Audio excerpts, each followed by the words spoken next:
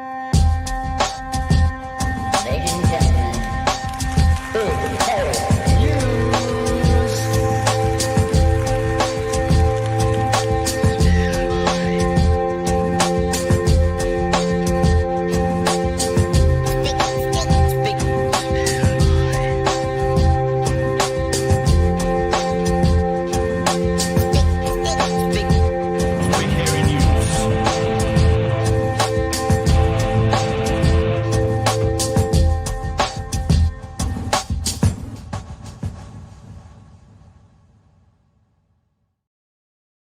Hey, kia ora koutou te whānau. Welcome back to Big Hairy News Friday edition, Bright Hairy News with myself and Magenta. Hi, Magenta. Sup? How was your Good week? day? Yeah, actually, it's been busy but good.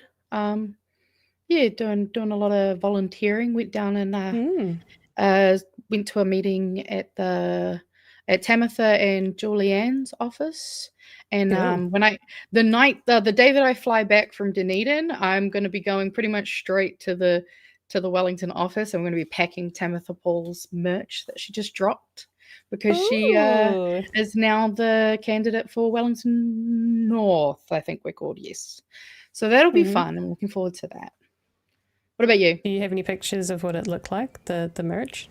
Oh yeah. There's a whole website actually. I've got it. I've already got it open. Don't worry. I know Because we've got it's some people pretty that good merch. love their political merch, so I feel like we could send some love her way.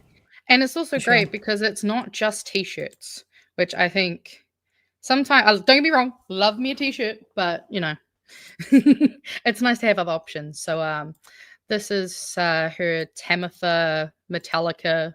Oh, go away. Accidentally click it.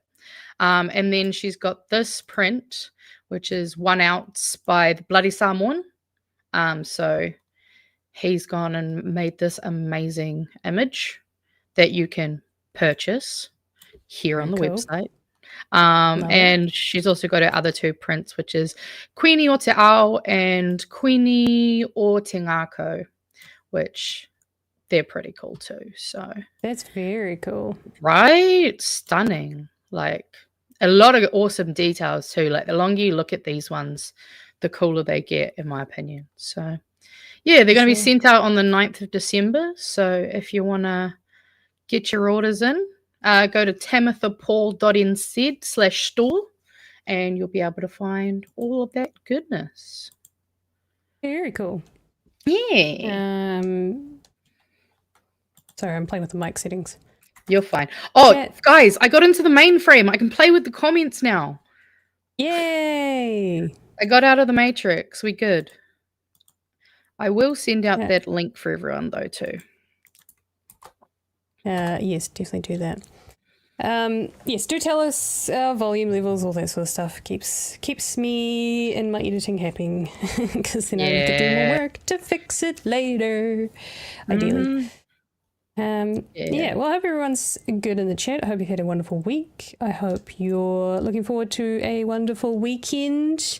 I hear IKEA's opening this weekend. RNZ had a whole news story during their news their 2-hour news about traffic. NZTA were doing a thing about how they're going to maintain traffic ways because IKEA is opening. And it's a big event. Yeah. Because I'm pretty sure like that's happened for quite a few of those, American stores that we've never had before, and then they have massive lines. Or I guess during COVID, after we first got let out to have takeaways, and I remember seeing videos of like lines at the Macca's. That's a little different though. Yeah, a little different. That was like we were all pent up and we were like ready for something that isn't supermarket cooked ourselves food. Yeah, pretty much. There's some things you can't recreate at home, but this is like, hey, the furniture, the flat pack furniture that is the same price, if not a little bit more expensive and maybe a little bit better than Kmart, will still be there in a month's time. You don't need to rush. People have shit to do, and you're adding and piling on. And wait at least a week for your bloody IKEA furniture. That's my 2 cents anyway.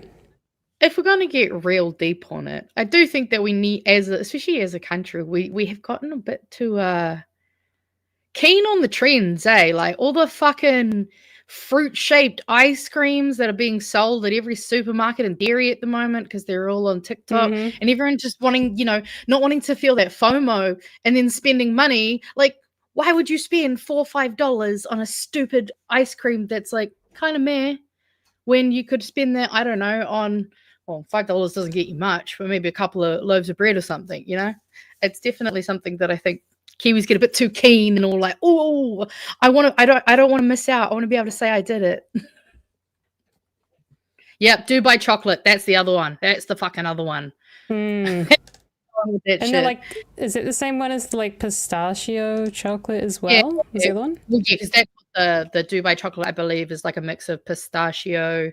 I want to say phyllo pastry flakes type thing. It's like they make a like kind of creamy center with, I think, coconut, maybe some other things. I haven't tried it, to be honest, because $8 for a tiny little bar of chocolate that I'm not even sure I'll like just doesn't work for me. Not when I could spend $8 on a block of Whitakers. That's fair. Yeah. That's very fair. Well, that's something to look forward to if you're in Auckland. You can pile on up with the rest of the people on the... Was there That's what I was just looking at too. Dubai chocolate. I mean... Someone's probably done it. I'm sure. The Labubu thing is another one. The Swedish meatballs. See, now that's something to be excited. Yeah. No, I'm down with classic. The Swedish meatballs. Yeah. And also because isn't it like IKEA's like you're only allowed to go one way? So like I do kind of like the idea of that. I've seen memes about it. Yeah, I'm pretty sure the layouts are that you can only go one way, like you're supposed to kind of flow through. But hey, I don't know if it's the same here in New Zealand.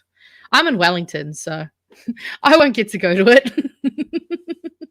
Neither will I. I can probably order online, but to be fair, we'll send Rogers. We'll just send Rogers to go give us a review. Actually, maybe we'll do that. Oh, that's a good idea. Yeah. Maybe not tomorrow, unless they want to. No, oh god, no.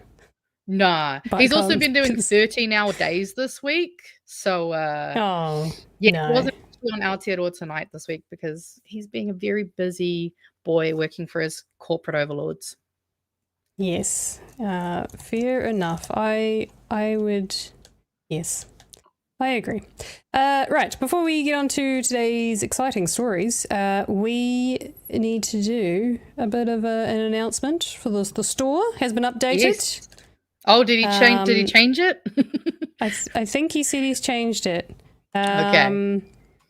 Okay, so it's 50% off your second tee or hoodie that you add to your order, and on top of that you get a free lucky dip of 4 packets of, and the changes, enamel pins. With I think that was the only change. So basically enamel pins instead of stickers. And you can actually specifically request which one you want in the little box when you go to the checkout. So if you do want a specific pin, write it in there. Otherwise, you're getting a lucky dip. Yep. So I think it's the only change. Enamel pins, not stickers, on this here. But otherwise, oh my goodness, the grey one. I'm gonna have to get myself a grey one of these. I do like the grey. It is I do like nice a marl grey. It's my it's a go-to. Hell yeah. Doesn't show up with the crap. Like I still need an orange one, colours. to be honest. The orange is so good. I love the orange. I reckon the bright orange hoodie is the go. Oh, fuck yes. Absolutely. Like, who doesn't want that? Exactly. Election's coming up, guys. It's the perfect right? color. Yep. Election man orange. Let's you know. Or you can buy the one with our faces on it. For us. And then there's just our usuals, some of our text graphic tees and hoodies, the dogs on their own, the 4 of us, the Tiroranga Tiratanga. It's rolling off the tongue now. I'm so proud of myself. Hell yeah. Buffers and Nikki No Boats, which is a classic if you like to rub it in her face. Or get it on the TV. Or get it on the TV. That'd be a great one to get on the TV in Parliament, wouldn't it? Again. Isn't that what you did? Isn't Yeah, no, did. me and Gary. Gary was the main one on TV because I was kind of like, I saw the camera and my instinct was like, please don't look at me. Yeah. And Gary's Yep. just like, hey. It's great. Yeah. Sweet. Also, apparently Tim Tams is $6.50, and that hurt my brain. Ouch. Huh? It's a lot of money. That's A blocket of a blocket. A blocket of chocolate. A block of chocolate, like the Whittaker stuff now, is like a good $8, I think. Oh Not on yeah, no, special. they had to. Just They did announce insane. that. Yeah, although if you compare it Insane. to Cadbury being like $6, I don't know. Oh, fuck off! I'm not touching Yeah, Cadbury. exactly. Again. Exactly. The only Cadbury that I will is the caramel milk, but Oh yeah. Whittakers have their equivalent, so you kind of Yeah. don't really need to anymore. Nah, yeah, and their Indeed, caramel is superior. So Yep, sure is. And their peppermint, anyways, right, we should stop talking about chocolate. yeah. Let's talk about some real important shit, eh? Yeah, I suppose we should. So one of the big things that happened yesterday. Don't believe the boys covered this, but there was a bit of an investigation by Stuff that revealed that some of our trading partners or some of the ministers over in the UK not very happy with our rollback of a lot of our emission targets and our climate change targets, our climate change initiatives, specifically things like funding for oil and gas exploration. I think I remember reading through this somewhere that that we signed up to an agreement where we wouldn't do subsidies for oil and gas, but we signed on to a $200 million of funding to help oil and gas exploration and companies to do it. And I think they said it's not a subsidy, it's a loan or something. Like they went around it because I don't know. Yeah. It's like it's not a subsidy. It's something else, and they're like, yeah, I think it's the same shit, dude. Yeah. And obviously, Sounds there comes tough. with sanctions if we don't follow through with what we agreed to do. So it was put to the current trade. What's his name's? What's his technical title here? What's your name, dude? Todd McClay, trade minister. Okay, he's the trade minister. Fucking Todd McClay. Ugh. The guy who looks... Okay, I had to look it up because I wasn't sure. So he looks like the guy from Shortland Street, the actor. Yeah, he does look like Chris Warner. Yep, no, I Chris totally Warner, agree. thank you. Yeah. And I had to Google. I literally had to Google it because I'm like, wait, who's that guy in the back? Isn't that the guy from Chris Shortland Warner Street? got into politics. That's what I thought. And I'm like, what the fuck is he doing on National? Because I do be remember fair- something. He's a lot more progressive, isn't he? I feel like he's a lot more progressive than You mean National, Chris but I Warner? wouldn't put it. Yeah. I think Or so. you mean yeah. Todd? Warner's Southland cousin. Yeah, actually. Like, that's accurate. There you go. I actually, there's funny you say that. In our memes today, I saw a picture in a news article that looked like another MP. So I guess we've got a bit of that going today. Where did he? No, he's for Rotorua. Yeah. So not Fucking quite. hate Todd McClay. Anyways, so let's have a look at the story that 3 News did. I've cut to the part where friend of the show, Francisco Hernandez, the Green MP, who we've had on before, just kind of gives a debrief of kind of what we already know, a lot of things, but just a debrief of what's going on and sort of our international obligations. Then running into Todd McClay trying to justify the fact that he said many times that, no, there's no problems. I've not heard anything. It'll get raised with me if Right? possibly if there's any issues. I haven't been Alright, made aware so- of this. I haven't been made aware of this. And if I haven't been made aware of this, it's clearly not important, he says. All right, let's go. Reduction target. This government has shown time and time again how untrustworthy it is on climate action. Our international partners and, quite frankly, the world is starting to notice. Green MP Francisco Hernandez has just got back from the COP30 climate summit in Brazil, where trade was also on the agenda. The government's aggressive climate policies are not only torching the environment, but also New Zealand's trade deals as well. Climate action and trade are intertwined. But Macleay insists no one's raised any concerns with him. Their ministers haven't raised it with me. If this was a serious concern, I would expect them to. They haven't, including when I met their junior trade minister this week in New Zealand on Monday. That's not what the UK is saying. In fact, 3 UK ministers say their teams are monitoring and asking questions about New Zealand's decisions. Chris Bryant, the UK Minister of State, Jenny Chapman, the UK Minister of State Development, and Douglas Alexander, the Secretary of State for Scotland, have all confirmed that their government has raised the issue of oil and gas developments with New Zealand. Bryant said this had happened on several occasions, with concerns about resumed oil and gas exploration and the government's funding of it. How we're still going to get to net zero if we're rolling back some of our climate policies. They're asking those questions. So one of their ministers can raise that with me. I'm happy to have the conversation. They haven't yet, and that's all I can say. 3 News has been asking questions about this issue for months now, and ministers have consistently said there are no issues. No, they haven't with me as Trade Minister. We don't have any concerns. But today, the British High Commission here in Wellington finally confirmed it has been raising concerns with the government of New Zealand. Our 2 governments clearly not on the same page, and that could be an issue because that is when things escalate. And that is the last thing our Kiwi exporters would want. If the minister doesn't raise it, then actually it may not be as important as some are suggesting. But again, I will have another opportunity before the end of the year to meet with the UK Trade Minister. He's welcome to raise it, and I will tell him, as I've told everybody else, it's for New Zealand to meet our obligations. We're committed to it. The minister confident about real-world trade, even on a visit to Middle Earth. Yeah, there was something weird, like he was visiting I don't know. I think the story he was visiting Lord of the Rings jeweler, or a jeweler that makes Lord of the Rings stuff.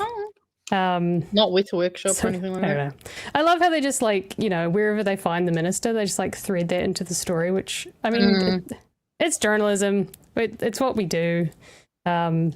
But yes, I find that quite funny.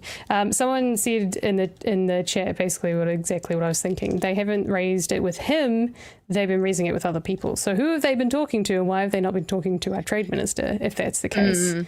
It seems oftentimes this happens that you've got ministers who should know things. The fucking prime minister, who should know things, has no idea what is going on and what is being said to his other team members. What he should know, what policies are about to be released. I can understand miscommunications and things slipping through the cracks, like it happened to Labour with their announcement of their election campaign policies, right? It happens. People fuck up, but I've seen it time and time and time and time again where they just don't know what's going on. So I don't know. Someone's either lying, someone's either trying to hide it, or it just didn't make it to the right person, or I don't know. I don't understand what it is. Before I get your thoughts, Magenta, as well, I gotta highlight this because it's kind of funny. Where is it? Oh no, did I get rid of it? No, where is it? Come on, no. Control F. No, it's gone. Oh no.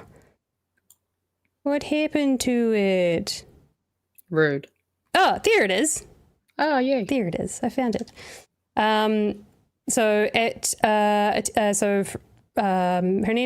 attended the COP30 International Climate Summit in Brazil and said that the New Zealand's recent changes had caught global attention for all the wrong reasons. He says the government has shown time and time again how untrustworthy it is on climate action. Our international partners and frankly the world is starting to notice. On day 1, New Zealand was awarded the fossil of the day. This government is increasingly damaging New Zealand's reputation. That's jeopardizing our trade deals as well. Just thought I'd remind you that that's the title that we got at COP30. Are we proud, guys? Are we proud? Such a fall from grace. You know what I mean? Go from being top in the world to little turd sandwich that's right next to fucking America. Yep. Any thoughts to add to this? Well, actually, I kind of agree with some of the commenters here. I think an OIA, bloody hell, letters, words, OIA is required. Fuck. And then also, I like this question: is is anyone curious how many OIAs this government has had? Which I think you can look on. I forget the name of the website off the top of my head, but yeah, it seems.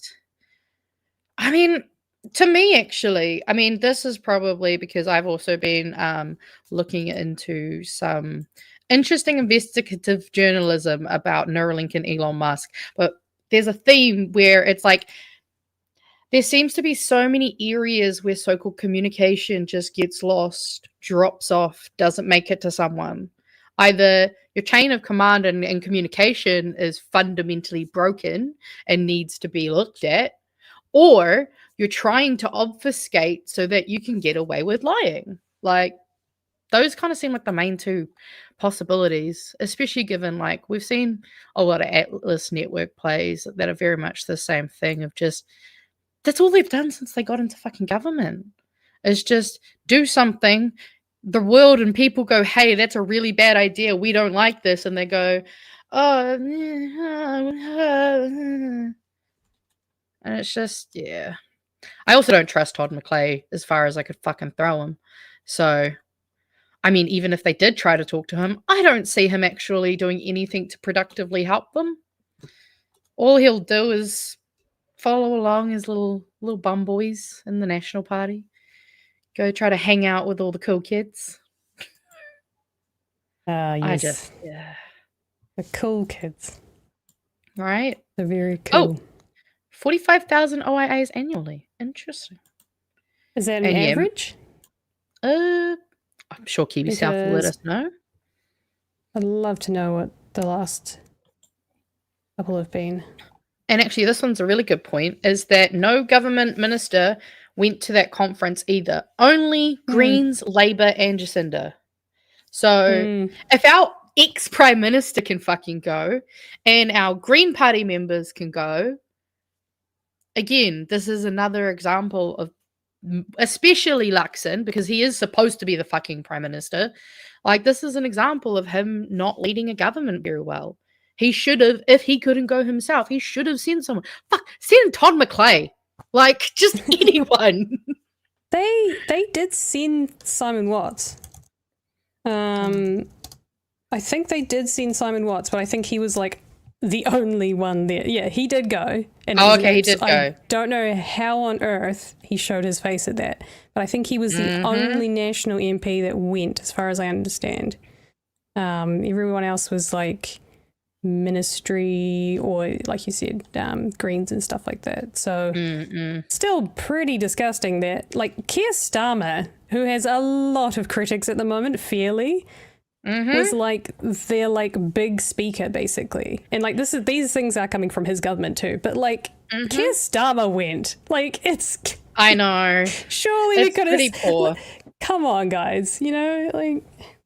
Also, I really think this is a good thing to point out. Yeah, 30 reps from the oil industry were there. So more than any country. And that's the other thing where, like, these lobbying groups that get to have a say in stuff that they really shouldn't be allowed to have a say in.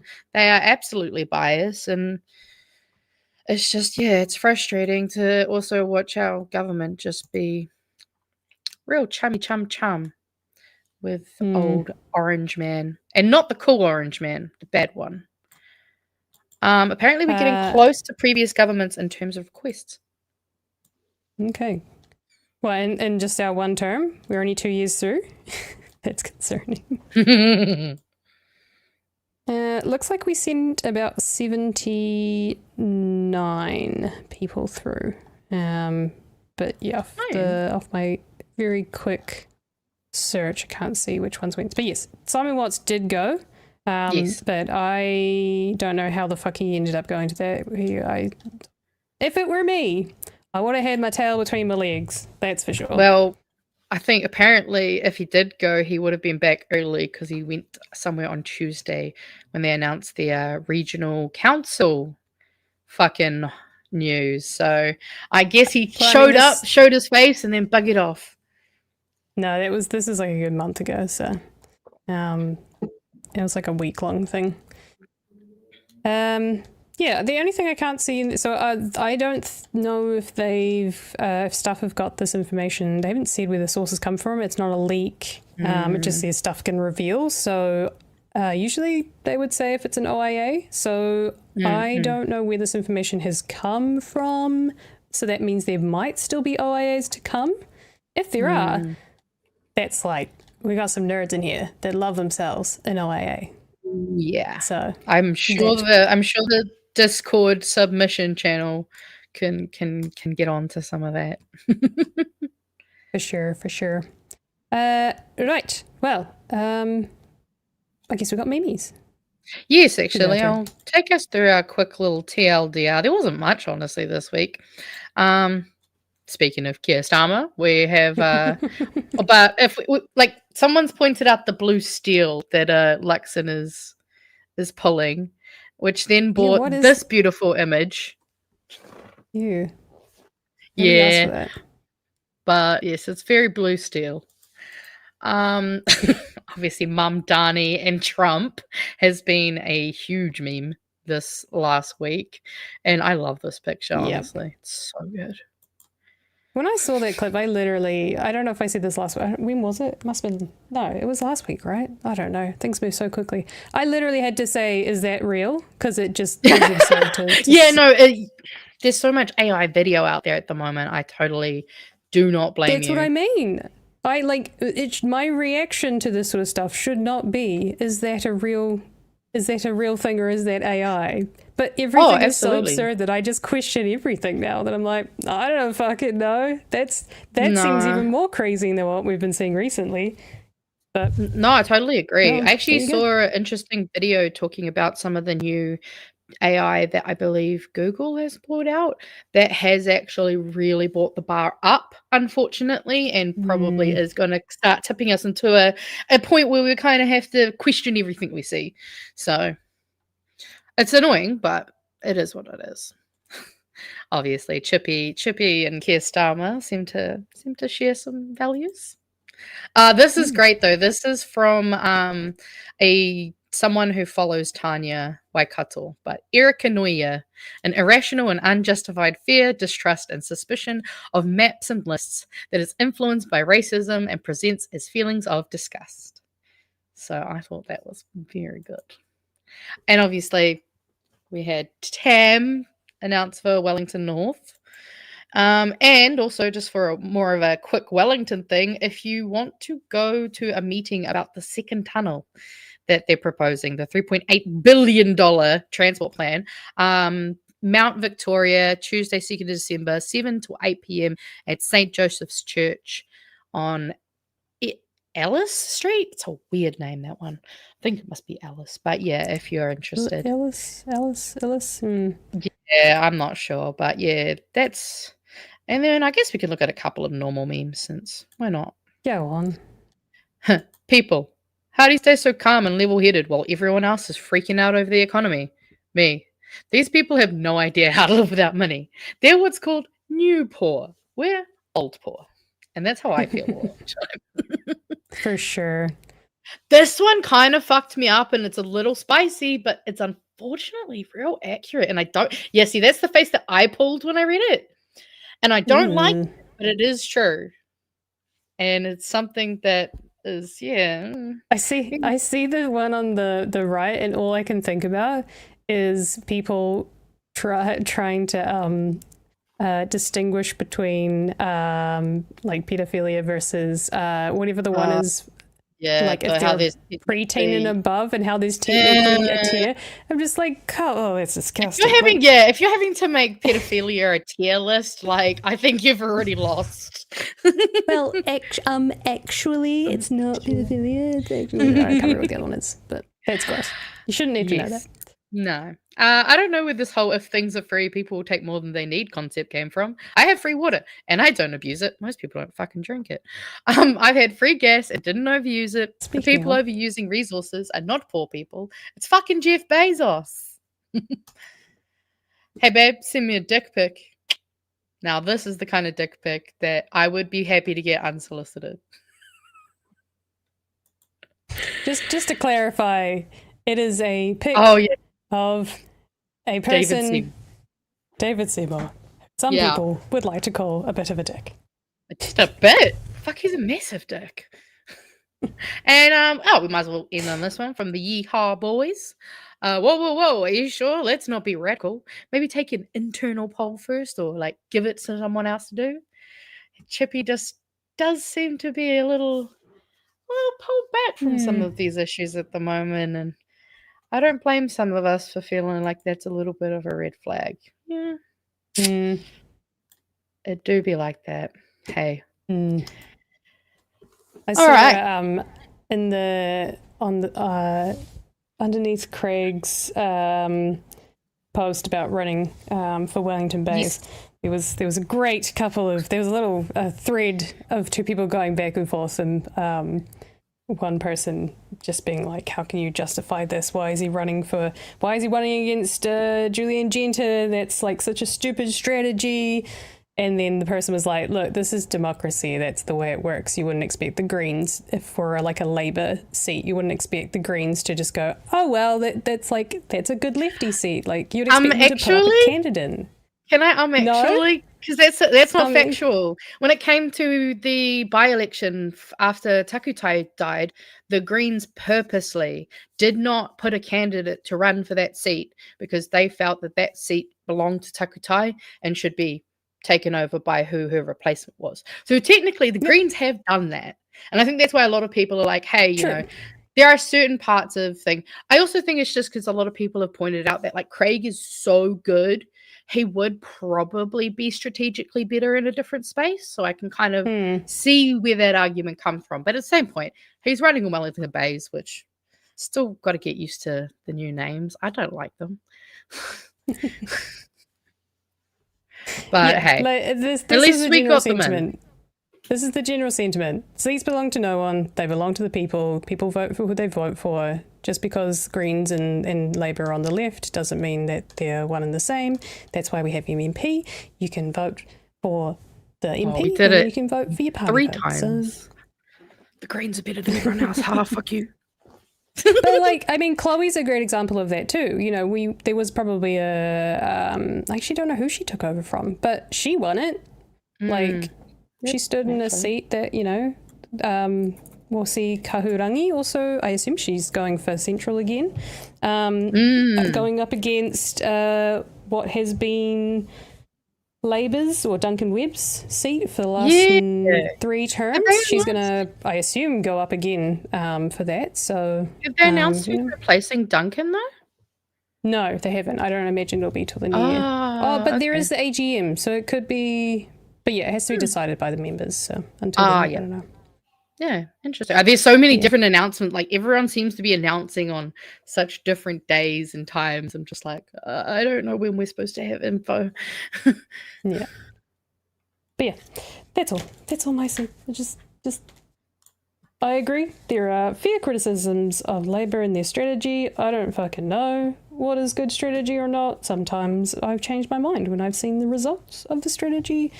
But we won't find out until probably like 2 months before the election how we're going. So it's kind of just a wait and see. Because the majority of people that vote aren't paying attention until it's like the debates on stuff and like, or the debates on TV1 and all this sort of stuff. That's all they notice. And those things don't usually happen until like 2 months out. So till then, like you say, people have short memories. There's things that'll stick out to them when it's like it's a thorn in their side, like the unions, for example. They're remembering all of this. But the general public doesn't give a shit. Like, they only give a shit when it affects them. So we'll find out 2 months before. Unfortunately. People should pay more attention to politics, but... Yeah, they should. But hey, hopefully too, though, if we keep doing the mahi that we're doing here and other people actually get out, because as Chewie said, this is the year of action, but next year is the year of even more action. So we got to do our part, people. You think you're busy now? Wait till 2026. Oh, mate. I've already literally got stuff in my calendar now piling up until like March at least. It's crazy. Wow. Yeah. Haven't even finished the year. I know. We have a ton of super chats we need to get through. So let's, Yes, and a I'll few stud quickly, ones that I've chucked in there. Don't mind me. I'll go through the supers and then we can go through them. It's in the ballot. $5. Thank you. Election day prediction, Saturday, 28th of November, 2026. Only 365 days away. You know what? I like that. I like that. Really late. That's really late. Isn't it I usually mean, like October? Yeah, it is usually October, but with this government and all the shit they're trying to change, They'll I wouldn't be take surprised as if they. long as it might be 2 years from now, for all we know. No, well, For technically, the eternity. latest they can do is in December, because that's the number that Citizen Gold has been going off, which I think we must be sitting around the 380 somethings for that one. The least amount of days, the better. Exactly. Lord to Chewie, burb. I hate it when our economy gets cock blocked. I love how people use it. That's great. Right. It's such a More good, of that, please. good one. Kai Matata. Great puns, as always. The climate is getting warmer. Love it. Heyo. If you weren't here 5 minutes ago, Todd McClay looks like Shane Warner. Chris Warner. That's Also, I basically- had a comment Chris Warner.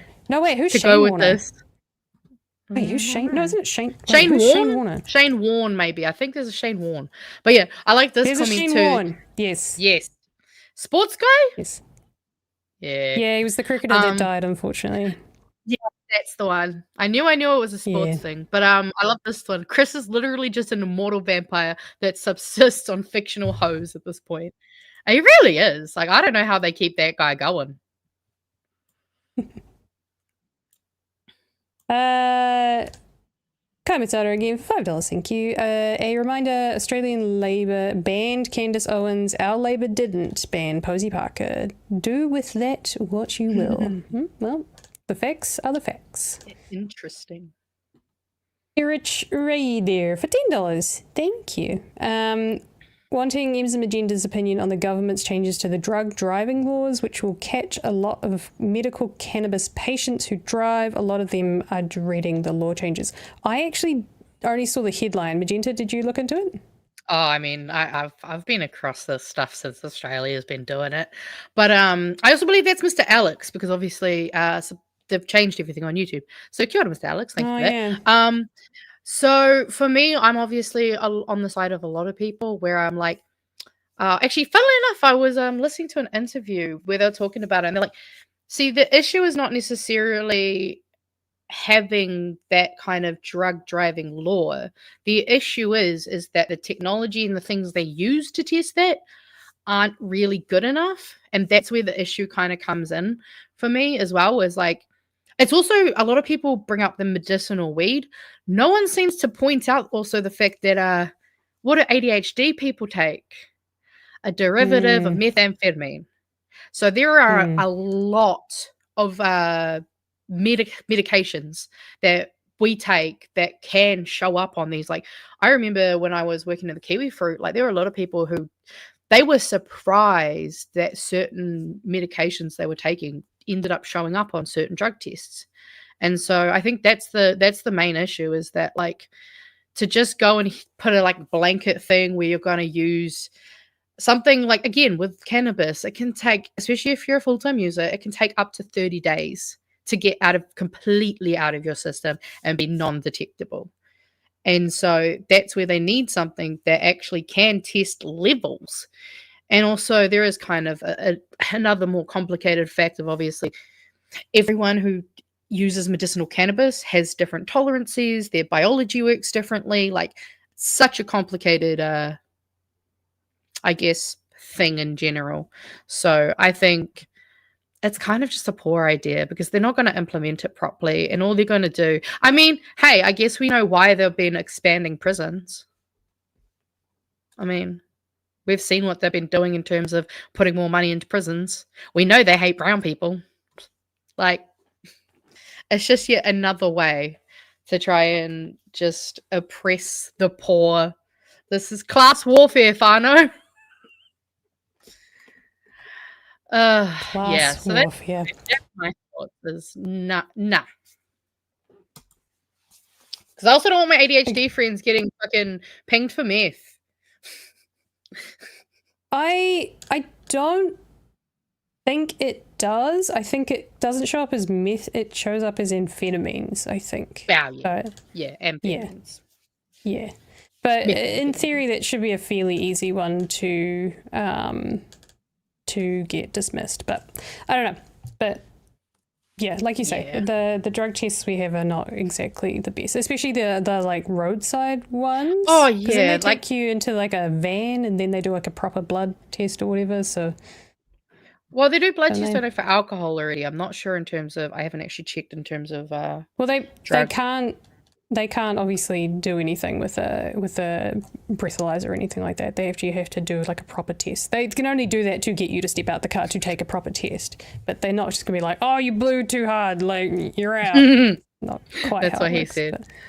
But also here, it's when people on medication get caught, they can go on a benefit because they'll end up losing their jobs. That's the other thing too, is that like criminalizing people for medication is dumb.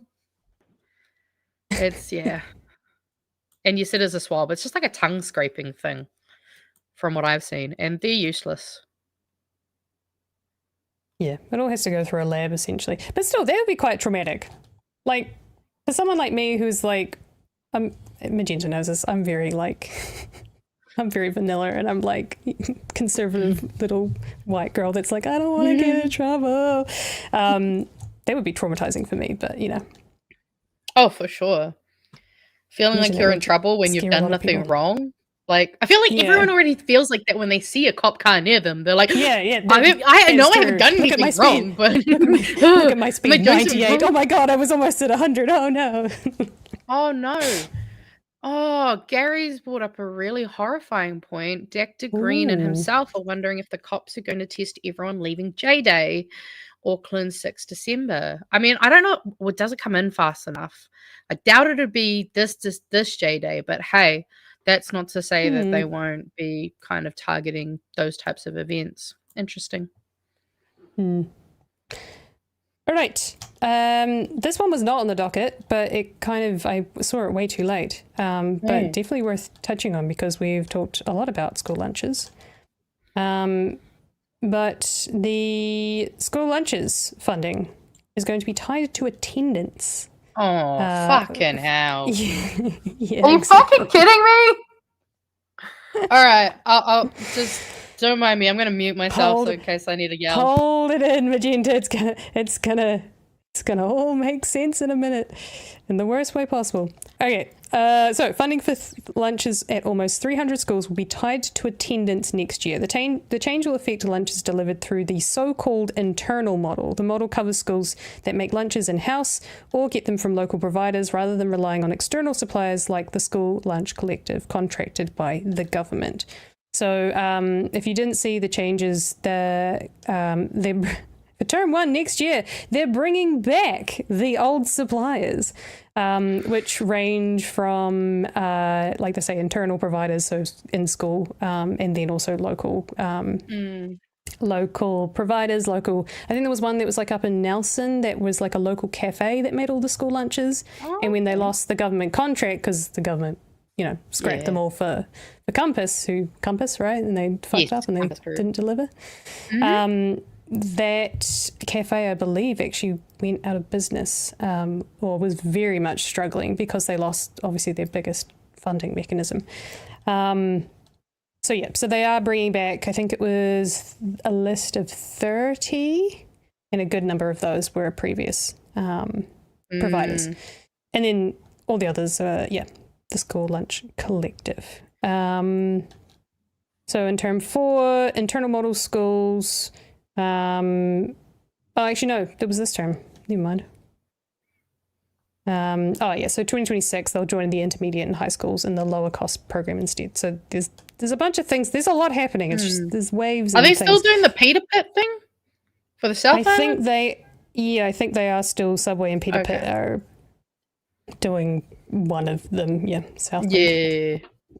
Some areas in the South Island. The local suppliers on a higher budget, meaning schools using the internal model, received up to $6.60 per meal in term 4, and I believe the cost of a good, healthy meal was like you couldn't go below $5 essentially. Otherwise, it was like impossible to provide a nutritional meal essentially. So $6.50 is a pretty good price, I would say. Yeah. And then this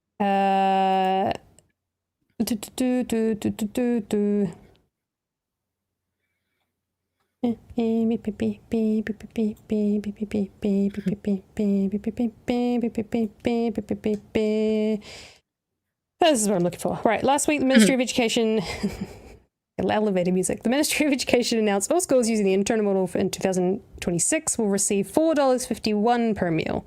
The increase reflects inflation in the food costs, transportation and staffing costs, and a spokesperson said that's referring to term 4 internal model schools and the government's revamped school lunch scheme. We're receiving $4 per meal. So that's going to go up to $4.50 per meal.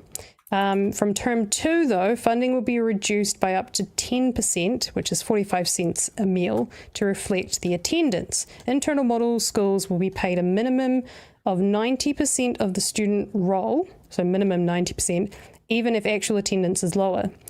But in reality, what does that still mean?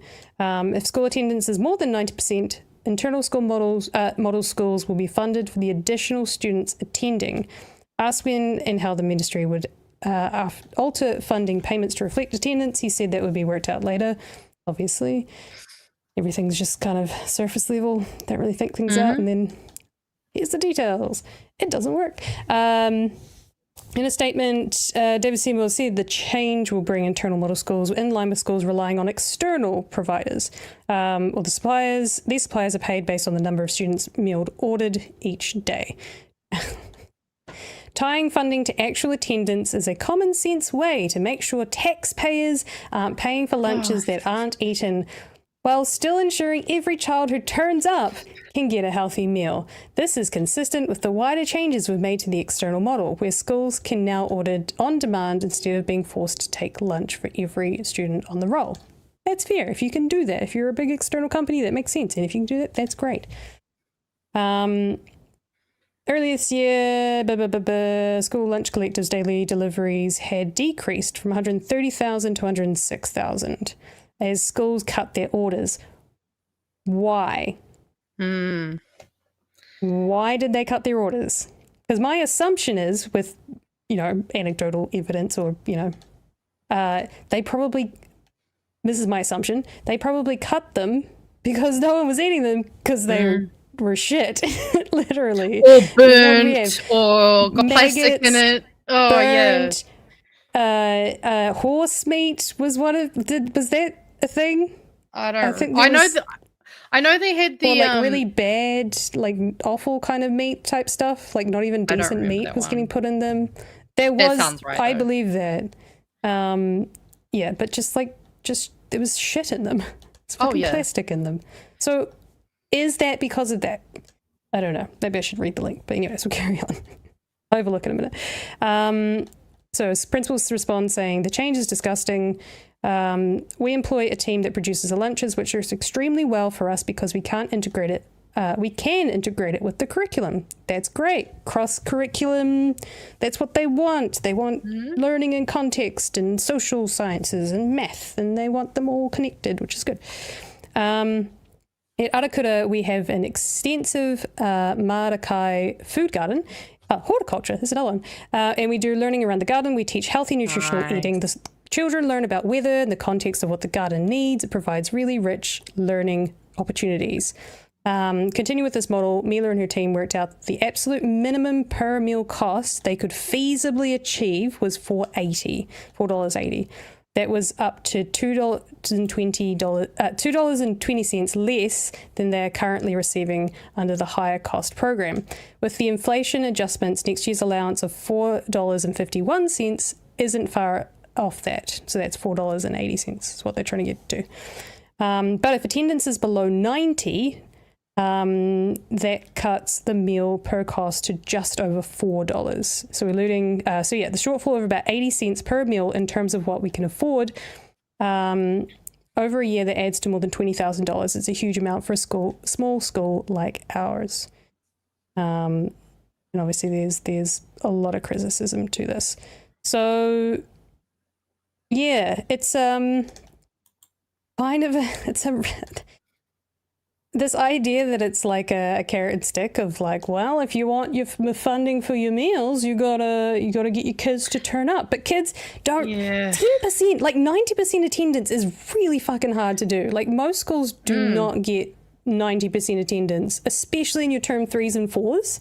Like term 1 is probably term 1 is probably the best one to do it in because, you know, it's the start of the year and you get the most attendance. But even still, you have like, we're living in a time where COVID is happening. Measles is fucking outbreaking. Like, are you seriously wanting kids to be, like, 90% of students to be at school? That's not realistic. Well, they're setting them up to fail. It's probably 80 to 90%. That, to me, seems like a realistic number. Even still, why are you tying feeding children to attendance? There is no justification to that.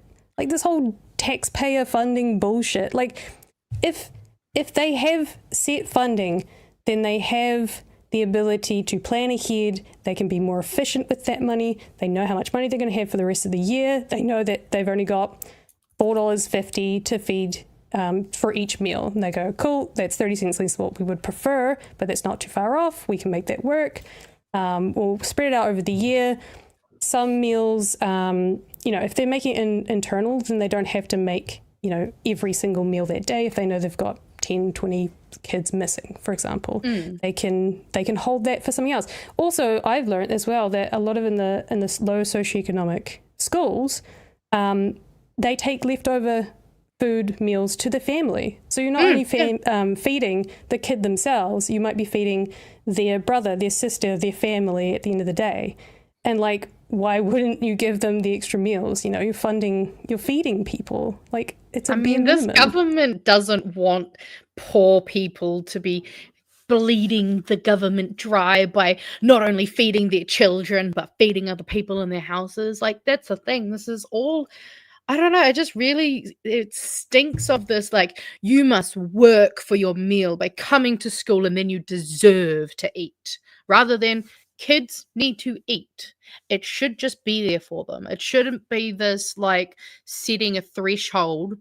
Like, it's, like, absolutely fucked to think that they'll be like, no, if you don't have this threshold, some of your kids will go hungry. Like, that's just insane. It's evil, like, villain shit. And it's more of this meritocracy, neoliberal fucking bullshit where they'll just take any excuse to harm New Zealanders. Like, actually, also, Dot had a great idea. Fonterra should be supplying free milk for schools, considering how much fucking money they're making off our country. There's also, where was the other one? Yes, this is from the beginning of the show, but it's still relevant. Is there nothing this government can't fuck up? And that's the thing, is it's not a fuck up. It's not a glitch. It is part of the system. We have a Bethesda government. Like, and if you're too old to understand what that means, I'm sorry. But it's bad. If you want to add, like, literally factual, it is like part of designed. Tying funding to actual attendance is a common sense way to make sure taxpayers aren't paying for lunches that aren't eaten, while still ensuring every child who turns up can get a healthy meal. That is just one way of saying it, but what they're essentially saying is, we don't want to pay for this, and so we'll make it a thing about, like, the taxpayer instead of making it a blanket thing and fixed so that you catch everyone, as many people as possible, you feed as many people as possible, not as few as possible to cut your costs. Like the reason the COVID payouts, right, during COVID, the reason the IRD did it the way it did is because it captured everyone, it needed to, but there'll be a fringe of people that would have been captured that that also got the payment that perhaps shouldn't have got it. But I would prefer that everyone who needed it got it, guaranteed, and there was a few people that got a little extra off the side. I don't care about the few extras. I care about the majority of people getting it. Trying to do all the stupid shit of like IRD, doing all these systems, and it would have taken months to get a payout, and then you would have had people on that awkward fringe who perhaps wouldn't have got their money that needed the money. That wasn't worth it. And the same model applies to this with feeding children. Just go broad and wide and get as many kids as you can, because at the end of the day, you're feeding them. Exactly. And this I thing don't is, give it a should shit be. where my taxpayer money goes to. If it's feeding kids, I'm more than happy. I'm pretty sure, if I remember correctly, because I remember looking up that, like, in New Zealand, obviously we have our rights that we have, but we also have children's rights. And I'm pretty sure, if I remember correctly, this would actually probably be going against the children's right laws that we have in this country. So yet another to be fair, this government loves fucking going back on things it's supposed to be a part of and agreements that it's supposed to uphold. So I mean, I can't see why anyone would be surprised. I like this one from RO though. Just tick yes to the attendance roll call, and when you get caught, just say it's a learned behavior from our government. I mean, you could just be like, oh, sorry, I wasn't made aware of that. You know, what I would say to you is, isn't it great that they're coming now? You know, just use it to your advantage. Yeah, I mean, what happens then, right? You've got term one. Do you fuck the numbers so you get the most amount of funding possible? Like, it essentially it's 90% so it goes down, right? So if you have 100% attendance, with no fucking school is going to have 100% attendance for a term. That is unbelievably unlikely. Then for every percentage drop you have, is another percent, right? So you've got, if you're at 99, then you don't even get the full, if you don't get 100, you don't get the full $4, what was it? $4.51. Yes. So if you don't have 100% attendance, so I don't think any schools are going to get the $4.51. For every percentage down, you lose a cent. So, because it's reduced up to 10%. So, with the minimum of being 90%. I reckon most of them are going to be sitting at 90%. So no one's going to get the full $4.50. Sorry. I was trying to do math for a second. I'm not going to do the math. We don't do math on Fridays. I know it's 451 and 45 cents, but my brain doesn't do math. So here you go. It's because I didn't memorize my times tables. I'm so sorry. Oh God, don't bring up the trauma of being made to fucking learn your times tables. We all had the same poster, eh? Or at least a variation of the same one. Oh, yep. I had so much to say on that, but anyways, we'll continue. Otherwise, we'll be here forever. Exactly. All right. Memes? Yeah, memes. This one was found on the internet. Someone's done a very good cut of Muldoon. Yeah, I believe that's Muldoon. If I'm wrong, you can laugh at me. I'm young. Don't blame me. When my kindergarten class got called into assembly on 9/11, I had no idea what was going on, but I saw our school dear officer crying at the front of the room. So my first thought was, oh no, someone said yes to drugs. Oh, the dear program. Looks like the bottom left pumpkin did its own research. I thought this was also a really good way to work with a pumpkin that's already going off. Like, I love reusing and recycling. That's some social commentary through pumpkins that I never thought I would see. Right? I mean, to be fair, I feel like memes in 2025 have just gotten to a level of meta that is just, and not Meta the website. Know your parasites? You got ticks, worms, and billionaires. Oh, this was actually someone. Go back. Huh? Go back. Yeah. Removed with tweezers, removed with medication, removed with wealth tax. Yeah. Economic parasites. Billionaires are making us all sick. It's time for urgent intervention. It says NHS up there, but I'm going to assume that was not the NHS. I'm sure that's someone just... National Health Service? Yeah. I mean, Yeah. it could have been. Actually, no, there is a little Damn. line down the bottom. Maybe it was. Pop off. Yeah. Yes, so someone received this in the mail. This was from Facebook, I believe. Return to sender. I'm not interested in your racist bollocks. Hashtag Tim Jago. Hashtag Toitutitity. And you know what? We love. God Whoever this damn. is, you're awesome. Oh, we'll do a couple of these, eh? Oh, this was the one. I saw this and I thought that was Luxon for a second earlier today when I was like looking through the news. I was just like, oh shit, did we get a new Luxon? Oh, no. Luxon Some dude I've never no. seen before. No. If I had a nickel for every time a BHN presenter became a candidate for Labour, I'd have 2 nickels. Which isn't a lot, but it's great that it happened twice. That's right. If any of the main hosts run for government, it will be under the Greens. So, Sorry, guys. Systemic barriers and inherited trauma. Indigenous women. They really do carry so much money on their back. So, shout out. And then, how about we let in with this one? Would you like mines with that? Oh, Shane. Shamey, Shane. Shamey, shame.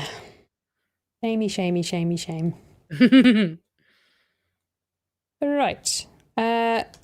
Okay. So what are we doing? Oh gosh. We've got voting reforms or an update to the I Am Hope situation. Gumboot Friday.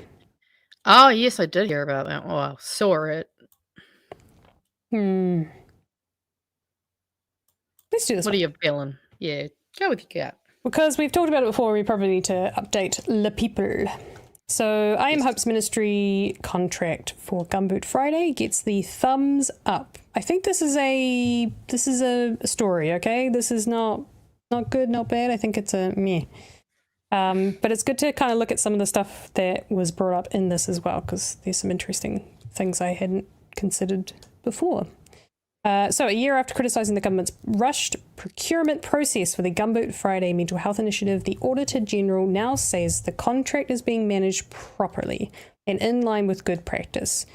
The public spending watchdog on Friday released its response to Labour MP Ingrid Leary, who last month asked it to investigate whether the Ministry of Health's deal with the I Am Hope charity was delivering value for money. The Auditor-General said its recent audit work had concluded that the ministry's handling of the contract was sound. Overall, the review found that the contract was being managed appropriately against its terms and in accordance with good practice.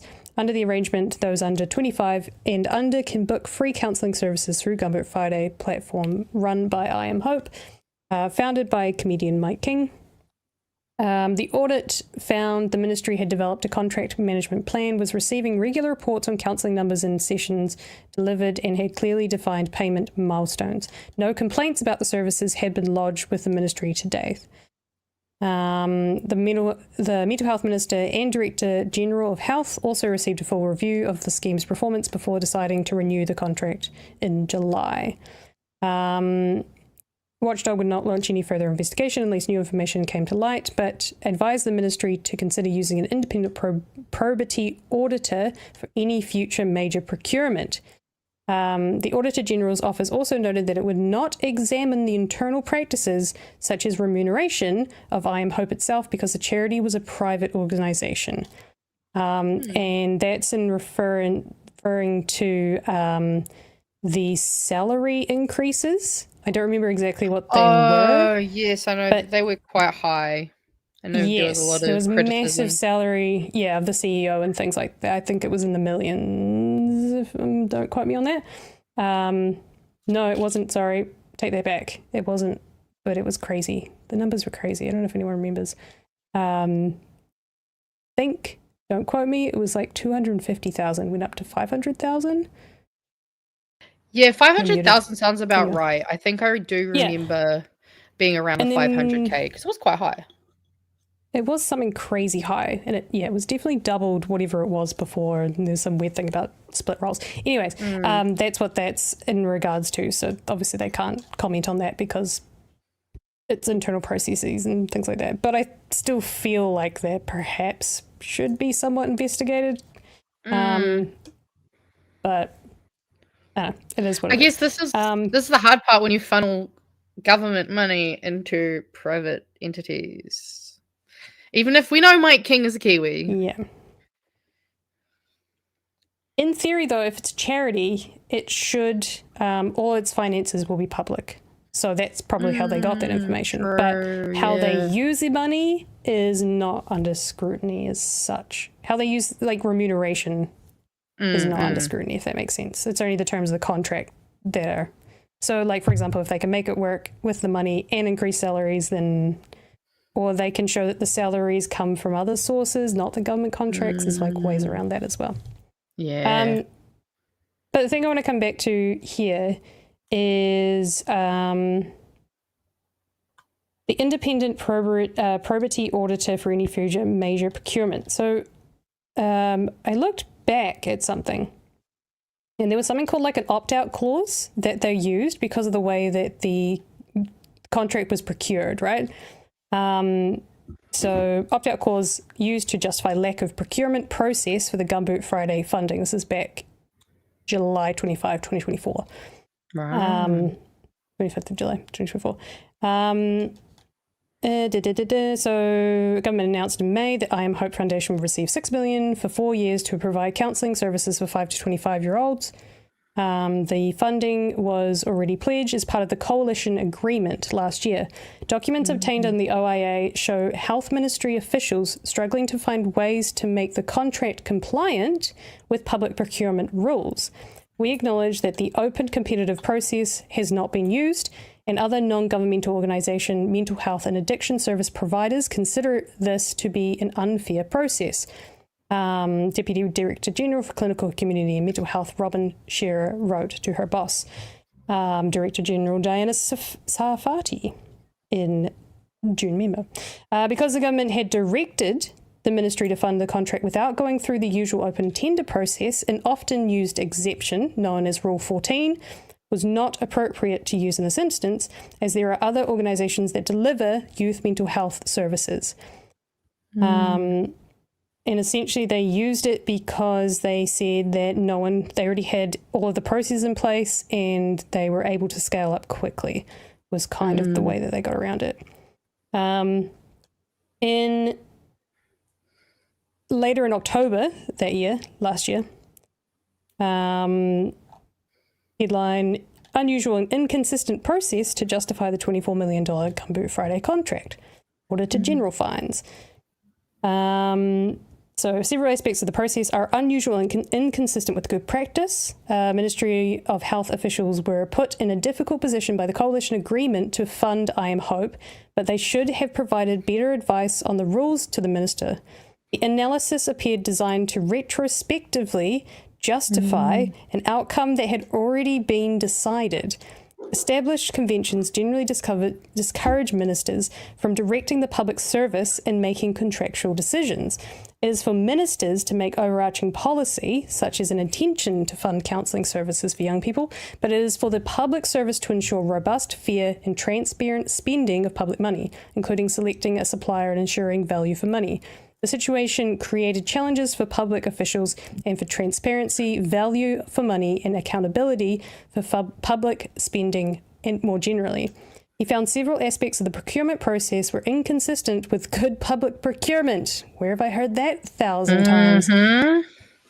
Including the selection of the supplier and the amount of funding was decided without an open and transparent process. There was no opportunity for fair, open or competitive procurement process. The funding for the new initiative was specific to a supplier rather than to a broad policy initiative or to achieve a policy outcome. The limited analysis on whether it was appropriate to directly contract the supplier or whether the supplier was the best placed to deliver the policy objective was done only after the decision to provide funding to the supplier had been made. The decision to opt out of the rules took place after the decision to engage the supplier and without clear justification of why an opt-out was appropriate. Red flag, red flag, red flag, red flag, red flag. Just going to keep repeating these two Kiwi burbs. This Very, very sus. Very sus. Also, just a quick clarification. Not all charities have public accountability depending on what tier they're operating under. Oh, And that's interesting. I yes, didn't know that. yeah. So that'd be interesting to see whether, hey, if anyone wants to go have a quick look for that, feel free to tell us in the chat. Otherwise I'll try to look for it. But that's really interesting. Also, someone's pointed out, Mike is paying himself almost the same as what John Tummyhead is paying himself through his charity. No longer trust either of them. Interesting. So that is a little bit of an interesting one that I hadn't looked into before. I don't think we touched on this topic quite a few times, but it was more about what results they were getting for the funding. But this was actually about the scrutiny of how the contract was procured, because I hadn't actually thought of it from that angle before, that it was essentially a government promise. It was pre-election, wasn't it? It was a pre-election promise. Yeah. I'm pretty sure. Well, yeah, because like, I know we're going to fund this. if I remember correctly, our first episode, I'm pretty sure we talked about that whole Mike King alcohol is a medication to help you with depression. Oh, yes. I remember that's how we actually got introduced to him. Yeah, it was an interview that he'd done with RNZ or the Herald. There was one of those. But they got into hot water. Oh, the Charities Act 2005. If you want to go into that. Thank you for clarifying that. I did not know this. But that's interesting. Essentially what's going to happen next with it is there's the, I didn't know this, Scrutiny Week is next week, guys. Woohoo! Oh shit, we have Scrutiny Week next week. Fuck yeah. So Ingrid Leary, if she wants to raise further questions with the ministry, she can do that next week with Scrutiny Week. Hell yeah.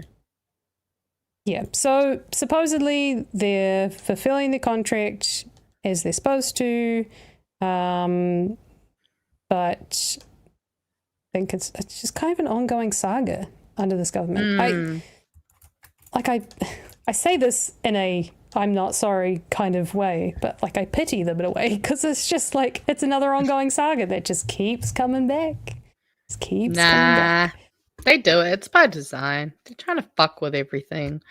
I mean, I don't know about you guys, but I feel like my level of paranoia is pretty high, because guess what? Everything's telling me I can't trust people. Crazy that. Also, I'm with Dot. That fucking retrospective aspect. That's that RSB shit.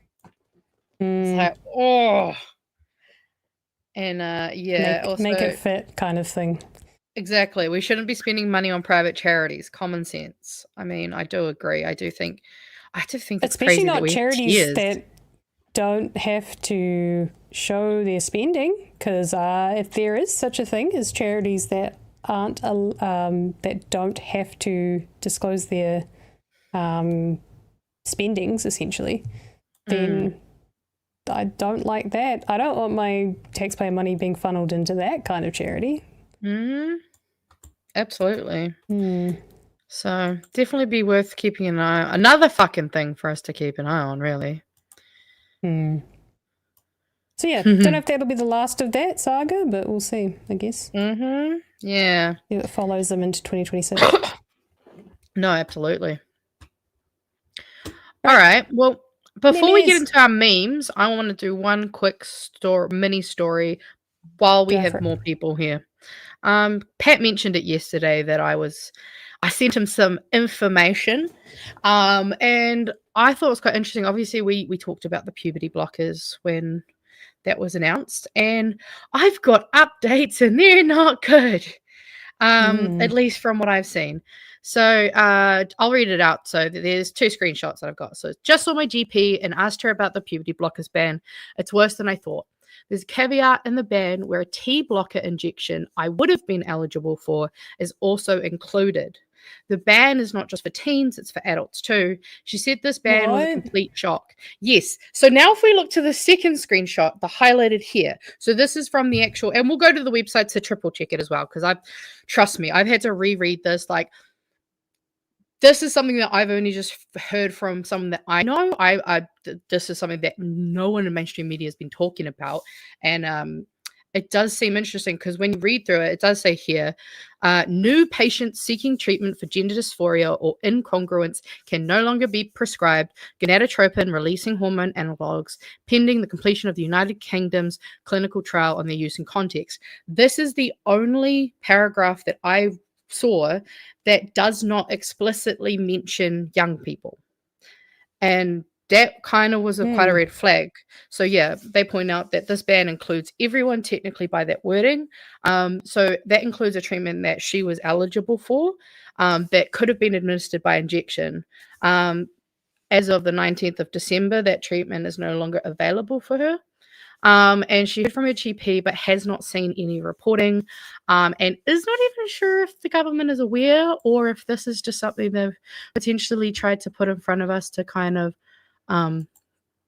I guess, do more insidious shit. But I realized I've got to open another document. So I read the line how they said, it's going to be in line with the UK, right? Sweet. All good. So we had the wording there, which obviously was very broad in that one section specifically. So I was like, okay, I'll go have a look at like what the NHS says. And I just realized I've not. Yeah, okay, here it is. When I checked, bloody let me share this other screen. Share. Blah, blah, blah, blah, blah. NHS, there we go. Oh, sorry, Government of UK. So their ban, all of this is very specific. So in all of this, they always specifically mention under 18s, whereas in our one, it does not. I'll go to it as well so we can kind of have a quick overview for those of you who might not be as familiar. So yeah, here it obviously talks about putting new safeguards in. We're putting in thing for families so that interests of young person or child. Then they mention early onset puberty, endometriosis, prostate cancer. And then again, they just only here does it say youth services. This on its own technically could encompass more than just adults. So yeah. Oh shit, did I not share it properly? Why is it on the screen? No, I'm reading chat. Do you mean me to put it on screen? Shit, sorry, I thought it was on the screen. Sorry, Fana. Did you see the NHS one? Now I'm like worried you didn't see the other one. But I didn't see anything. Yeah. Oh, the other one? Oh, okay. What? Yes, this Wait, one. what? So this is the NHS's one. You can go find it, the government's one. You can find it, but all of it is always specifically talking about young people under 18. So it technically is not consistent with the UK version as well. So there's just something small that I wanted to kind of get in front of people's eyes, because if this is, if more doctors are going to not be able to prescribe that, and like my friends in their 30s, they are a mother, they have child, and so they're not a teenager, they're not a young person. Wait, so you said T shots basically, so testosterone T shots. blocker. So T blocker. Oh, T blockers. Yes, which is right, why yes, which is why it's more targeting our trans femmes and our non-binaries. But yeah, so if you're AMAB, this is not good. Potentially, I mean, to be fair, there could be more that'll come out, but I haven't seen anyone talk about this. I thought it would be good for us to start putting this on our platform, because if that is the case, that's terrifying, because yes, there will be potentially other options, but those might not be the one that works for them. So yeah, it's just wanted to kind of, for example, if they were a fab, so AMAB being assigned male, so in theory, AFAB assigned female at birth, yes. Does that mean that if a man No, because if a woman wanted testosterone blockers, the specific gonadotropin ones, yes. So there are other ones, I believe, that are available for people to use as an alternative, but those specific ones, the gonadotropin, they're the ones that are. but if it was a woman wanting to block testosterone, would it be okay? Well, Versus that's a the thing is man wanting to? endometriosis. Yeah, so that's where I think the medical caveat comes under, because I believe that would come under the endometriosis kind of area of help. So basically, like what they've said is that this ban is for trans people only. They're still allowing children with precocious puberty. Also, the CAS review, as I know we talked about last week, it's fucking terrible. It's full of issues. It was funded by right-wing TERFs. And that's the thing too, is that a lot of people don't realize that sometimes you do actually have to check who's funding these research, like the research, because the CAS review it's an example of neoliberal ideology attacking a certain sector of the community. And so it's really sucks, because obviously this doesn't affect me. I don't need T blockers.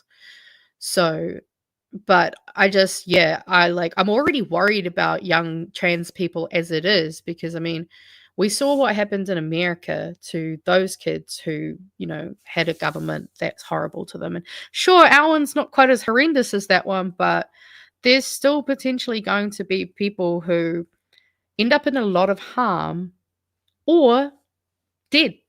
And I hate to say it, but that is another option too, is that forcing people to go through a puberty that they're not sure they're ready for, that they're not sure they actually even want, that's very traumatic. So when we have medication that could help. Exactly. And we know that it's safe for them. They just trying to say it's not safe for trans kids. It doesn't make sense. If a cisgender child can have it.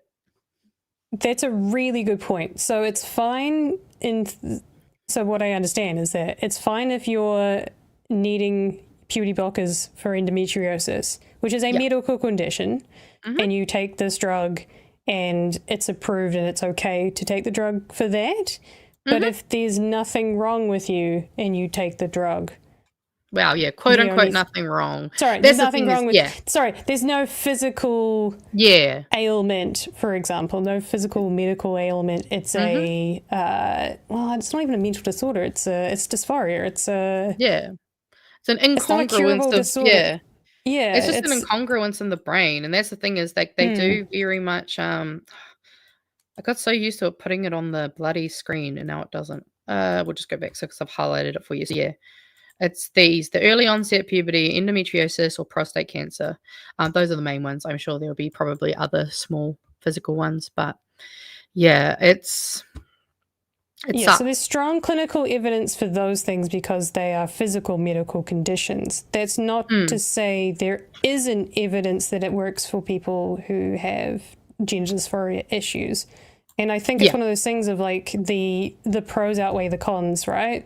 Where you've got, like you were just saying, you've got kids who are going to go through puberty who are going to have worse mental health issues because they're starting to have a body that they don't identify with. That's absolutely becoming an adult male, adult female, and they may not identify with that comfortably, which is going to lead to more mental health issues, which means it's going to cost taxpayers more money to help them get through those issues and perhaps try and reverse those later when they become adults and they can finally make those decisions for themselves when they knew that those were the issues at the time. And there was a reversible or an easy solution if they decided they didn't want to go through any sort of gender change at all. You just continue off the drugs and things carry on. That doesn't make any sense to me. Every drug has a pro and a con.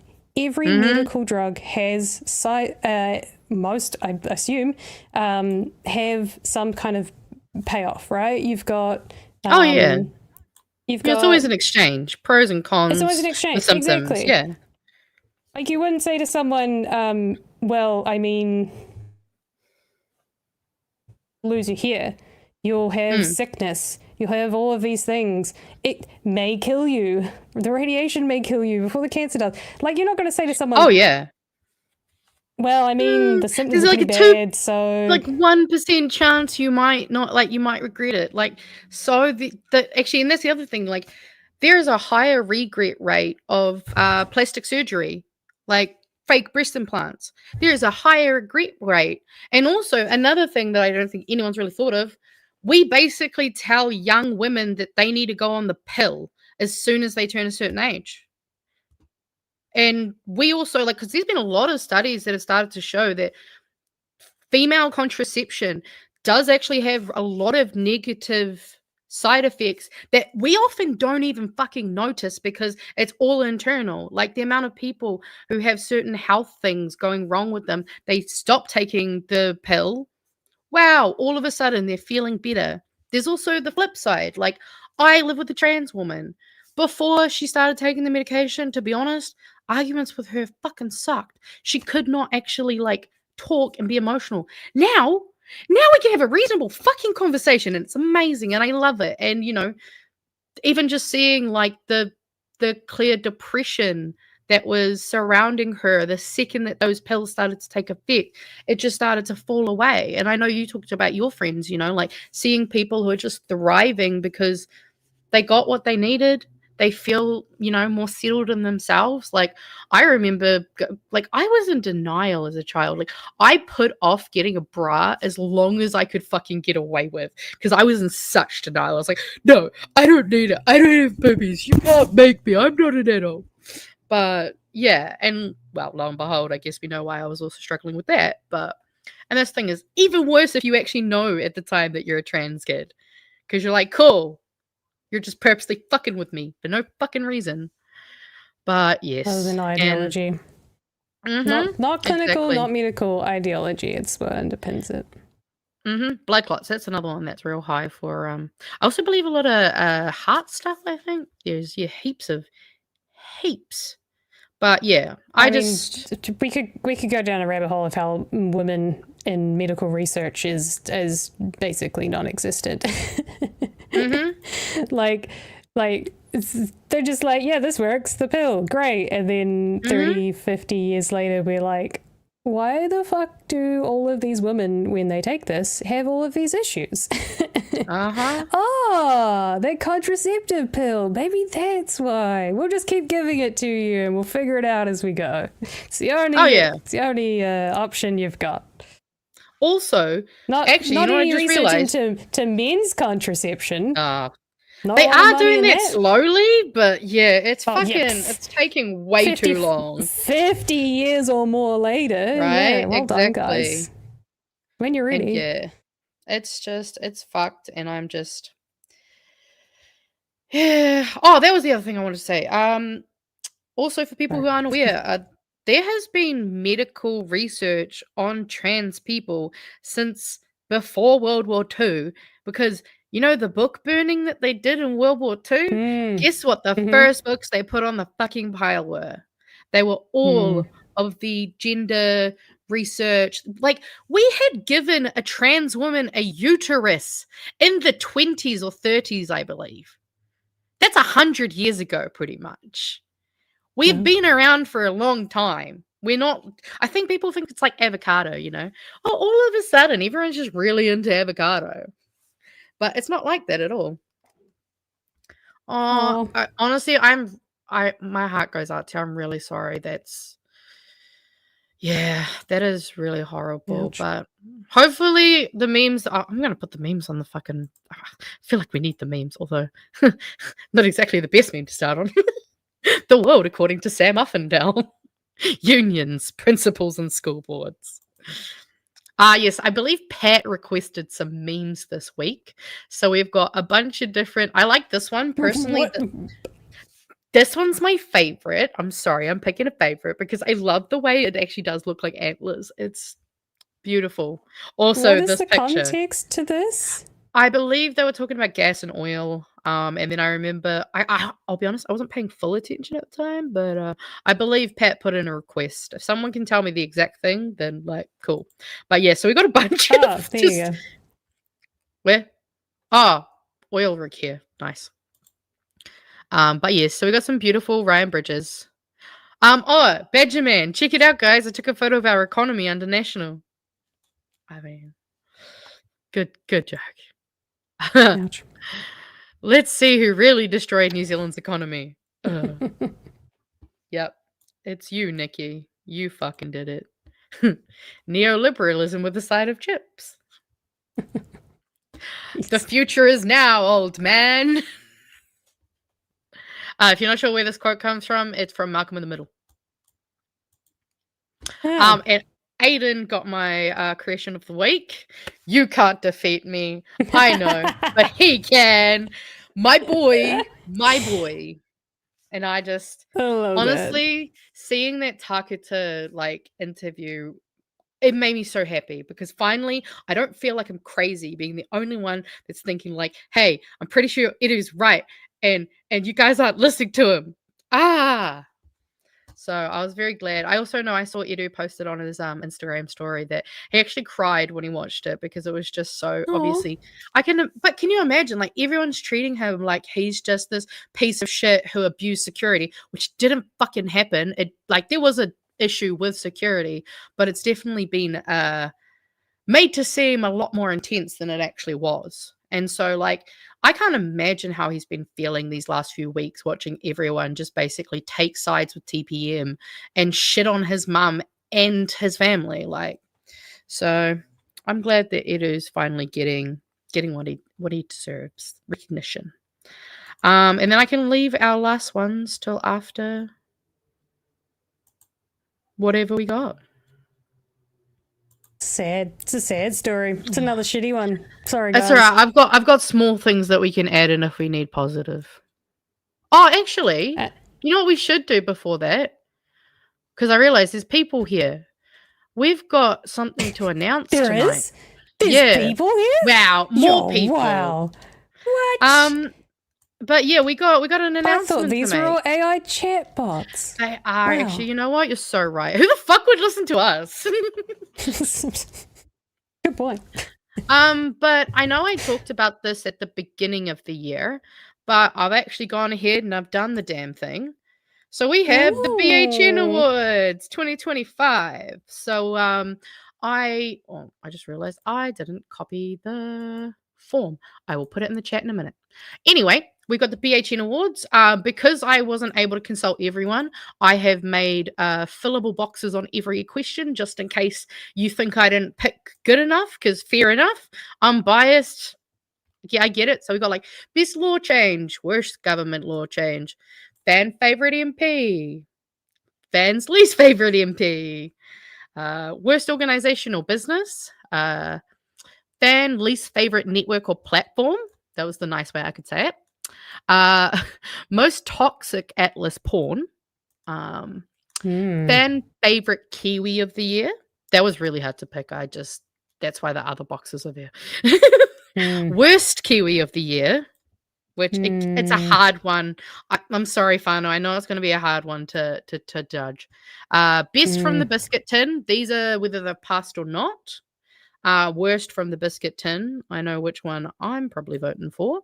Oops, there we go. We have BHN Artist of the Year, which we have Ems, Chewie, Burb, and Daniel from the Yeehaw Boys, since we use his stuff all the fucking time. Shout out. BHN Meme Content Creator of the Year. Obviously, we have a lot of people who are eligible. So I've put in the ones that I feel I've seen a lot of mahi out of, including myself, because I tried to put the hosts in at least like a category or so, because you know what, why not treat yourself. Then we got fan favorite co-popper, least favorite co-popper, we got fan favorite Substack creator, fan favorite viral political moment. I thought people might like that one, plus I'm sure there's plenty that could have gone in here. I can't, please, people, just You gotta put them in the other. I wanna be reminded. And then we have fan favorite social media content creator. Obviously, I put in all of our friends. I'm sure I've missed some, but to be honest, I was like, if I have to write everyone, it's going to be a really long one. So I tried. We got favorite BHN host moment. We've got Emily for toe sucking and Hottie McAnulty / hashtag bromance theory. We've got Chewie. But I didn't for toe suck. You did say toe just sucking. Clarify. I said toe sucking. Yes, I did not suck yeah. any toes. No, if you listen to the episode, I'm sure you'll remember. We've got Chewie for fucking bowls though, and gargle my piss. We've got Pat for I put TP on my bunghole and calling himself daddy. Please never do this again. And me, I had to get people in the Discord and chat to help me figure out my one. So I put for being autistic on camera and challenging Duncan. Actually, no, I've updated that one. This is not updated. There we go. Expressing our collective anger. I saw that from someone earlier in the chat, and I was like, that's way better. And then we got fan favorite BHN guest. Again, very hard because we have had so many amazing guests. I left out the MPs. They get enough attention. And then my favorite one is BHN Mahi Dog of the Year. And if you don't know what a Mahi Dog is, it's probably pretty self-explanatory. Just people who go above and beyond and do a lot of fucking mahi. So we got Tanya Waikato for her mahi on the TPB, the RSB, Rarangi, Rangatira, and more, because I couldn't name it all. Gary Payinda for his work advocating and for education, educating New Zealand about the health sector. I'll fix that. Craig Rennie for his work putting info about the New Zealand economy into perspective and calling out fallacies from the government. Bree Elliott for her very quick work on video content and OAA's shining a light on the holes in this government. And this was from a chatter, Nala's dad, for his mahi on BHN, plus building a community and expanding into a network of progressive media in Aotearoa. So that's the awards, whānau. I'm going to trust me, a lot of them are really hard categories to figure out to vote, and trust me, it was hard trying to even make this to begin with. So go ahead. I believe we haven't figured out which show we will be announcing the results on. It will either be our last show of Bright Hairy, or it'll be the final show. We haven't nailed down those, so that's a good point. So we'll have the voting open for at least the next 2 weeks. The next 2 weeks, it'll definitely be open. I'll try to get some more pānui out to you guys on the week of the 8th of December. But yeah, so. And yeah, I know it's first past the post, but also if I wanted to use like ranked rating stuff, you have to pay for extra features, and I'm not doing that. And I'm just chucking the Google form into the chat now. Or what did how am I supposed to choose between toe sucking and piss gargling? Honestly, how do you choose? It's a hard one to choose from, but I think it's great. How do you choose between Julianne Genter and Craig Rooney? Exactly. Or be Kiwi both Bird. Good options. Kiwi Bird has to compete against Ems also, and their own cousin. Is that your cousin? Yeah, that's their cousin. I'm so fucking jealous. No also, wonder you guys are great artists. Their other cousin is the artist the of this. other cousin. Yeah, oh my god. We call them Ngāti Arty because their arty is fuck. That's great. I love it. Yeah, sorry about that, Kiwi Burb. I mean, I had to figure out who our artists were, and you three were like the ones that came to my head. So yeah. Kiwi Burb did make probably my favorite image of the year, which was a very dapper Chloe. That was yeah, the handsome Chloe and Marama. Yeah, dapper that Chloe. Makes you kind of gay. I think if you like that one, that makes you kind of gay. I mean, I've been gay for Chloe for a long time. Okay, yes, you're kind of gay. Cool. Wait, you told me the pink hair. You were straight with pink hair. You lied to me. No, I said I'm straight, but it's a spectrum. I can respect that women look hot sometimes. Okay? All right. I probably wouldn't go there, but I'm just saying I can respect they can look hot. The drip. So Also, yes, I will go through and try to. I was rushing this today, guys. I spent hours fucking putting shit together. Well, okay. Quick thing. I technically started on SurveyMonkey because I thought that would be a nice web-based browser one. And then it turns out you're only allowed 20 questions, but I had 21. So then I had to go and convert them all into Google Forms. It was a nightmare. But yes, please vote, have fun with it. We also had a predictions form that people filled out at the beginning of the year. And let me tell you, there's some interesting predictions that people put in there. Might not be 100% on the money, but fuck, we got some interesting stuff to look at. That's for sure. I can't wait to look at that one. That will be fascinating. Yeah, we didn't get a lot of responses, but the ones we did, very cool. And also, sorry, no mail-in voting because I'm not giving you my address. Also, it's been scraped by the government, so yes, great segue.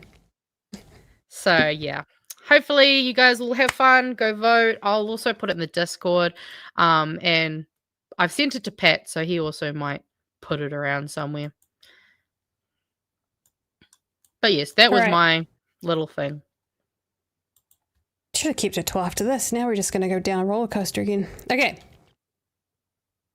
I think it's important that we come back to this. So the Justice Committee recommends passing the Electoral Amendment Bill with some amendments, some tiny little amendments. To be reminded of what that was, the bill claims to make a range of system improvements to support the timeliness, efficiency, integrity, and resilience of the electoral system. Makes a suite of changes, including ending same-day voter enrollment, banning prisoner voting, changes to treating on election day. Treating as in like sausage sizzles and stuff on election day, and expanding anonymous political donation limits. So you'll no longer be able to enroll to vote on election day. Special votes are anyone who isn't on the electoral roll or unpublished roll, lives overseas, or vote away from a polling place because they can't get to one. The number of special votes have been growing, which has resulted in seats swinging in the final count compared to election night. Processing them takes more time. Goldsmith said late enrollments placed too much strain. So in other words, that's why they're not allowing for enrollments 13 days before, I believe, is the final. So instead of just employing more people to deal with the on-the-day registrations, they're just going to say no. Cool, got it. Yep. In 2023, nearly 21%, or 600,000 of all votes cast were special votes. 78,000 of those were from overseas voters. For reference, if you're in prison serving a sentence, you'll no longer be able to vote. Period. Attorney General Judith Collins has said that the legislation could, in theory, she said, could breach the Bill of Rights. Could breach the Bill of Rights. Look, and there was a regulatory impact statement. If you want to go read that, anyone? I bet they didn't read it. So, what else was there? Political donation changes. The government has also announced that it will slightly increase the threshold for anonymous political donations. Now from 5,000 to 6,000 to account for inflation. What the fuck is that? What? Okay, that is the dumbest reason I have. That is the dumbest thing I've ever heard. Greens Wade Brown criticised that, saying, while the government has taken away votes from people in prison and made it harder to vote in general, it has made it easier for wealthy people to donate to political parties from the shadows by raising the disclosure threshold to 6,000. What is treating? Why they're cracking down on it? So that's your sausage sizzles. and giving out stickers and, I don't know, candy and saying, well done, you voted, because apparently it could be seen as electioneering, is that what they call it? Or campaigning on election day. This is my favorite image because he looks like an absolute twat. Hey, I'm cool, guys. Sweet as. Cool. So that was what they proposed. And today it came out that they are planning on passing it with a few amendments.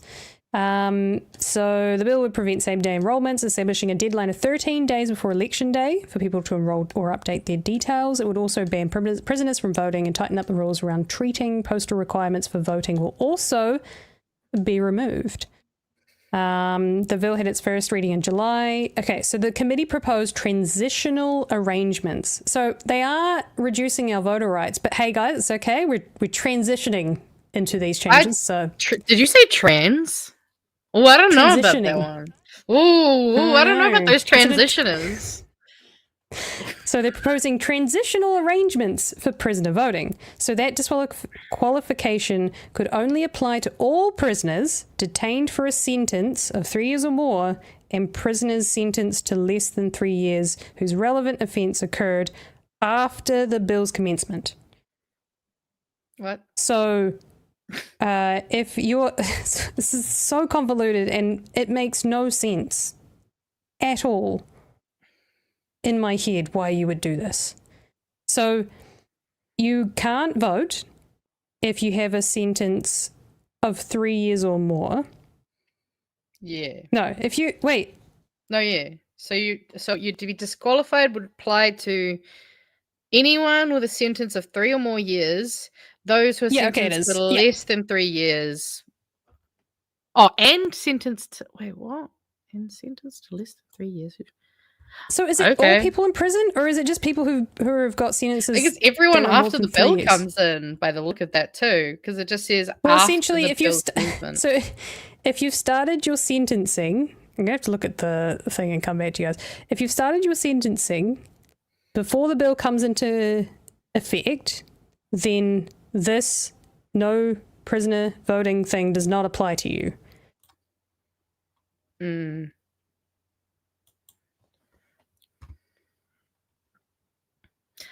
Right?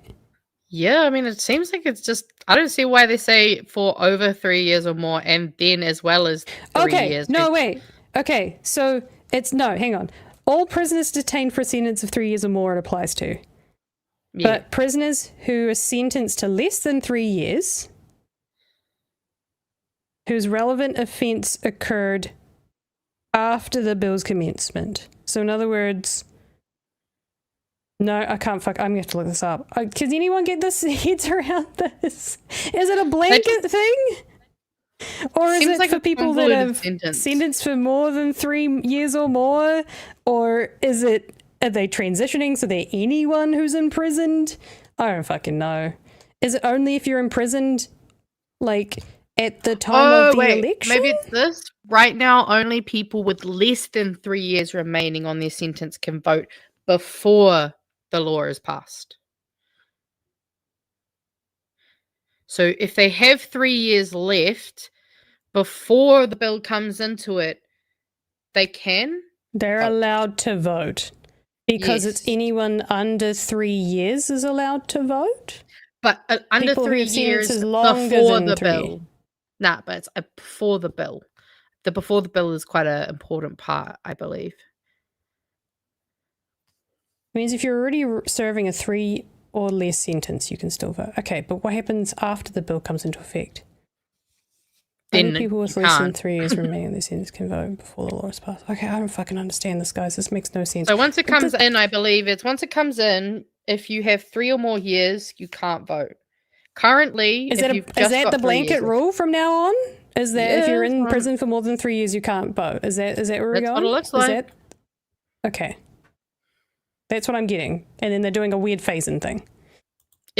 Kiwi Burp said I'm correct. Yep, we're good. I trust Kiwi Bib. Kiwi Bib's smarter than me.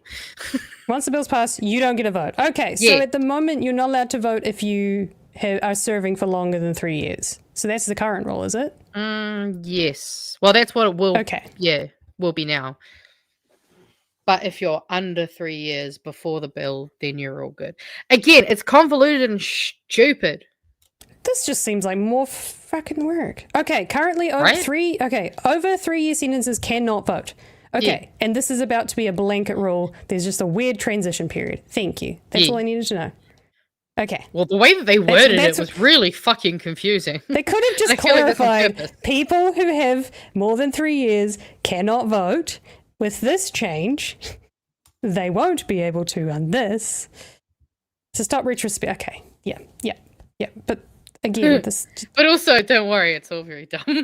I know. It's okay. So that's one.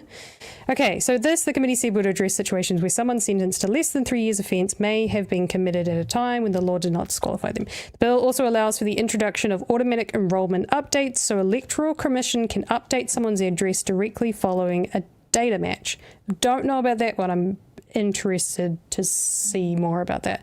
The committee proposed amending the bill so the Electoral Commission needs to notify that person their address would be updated. That's good. Okay, good to know.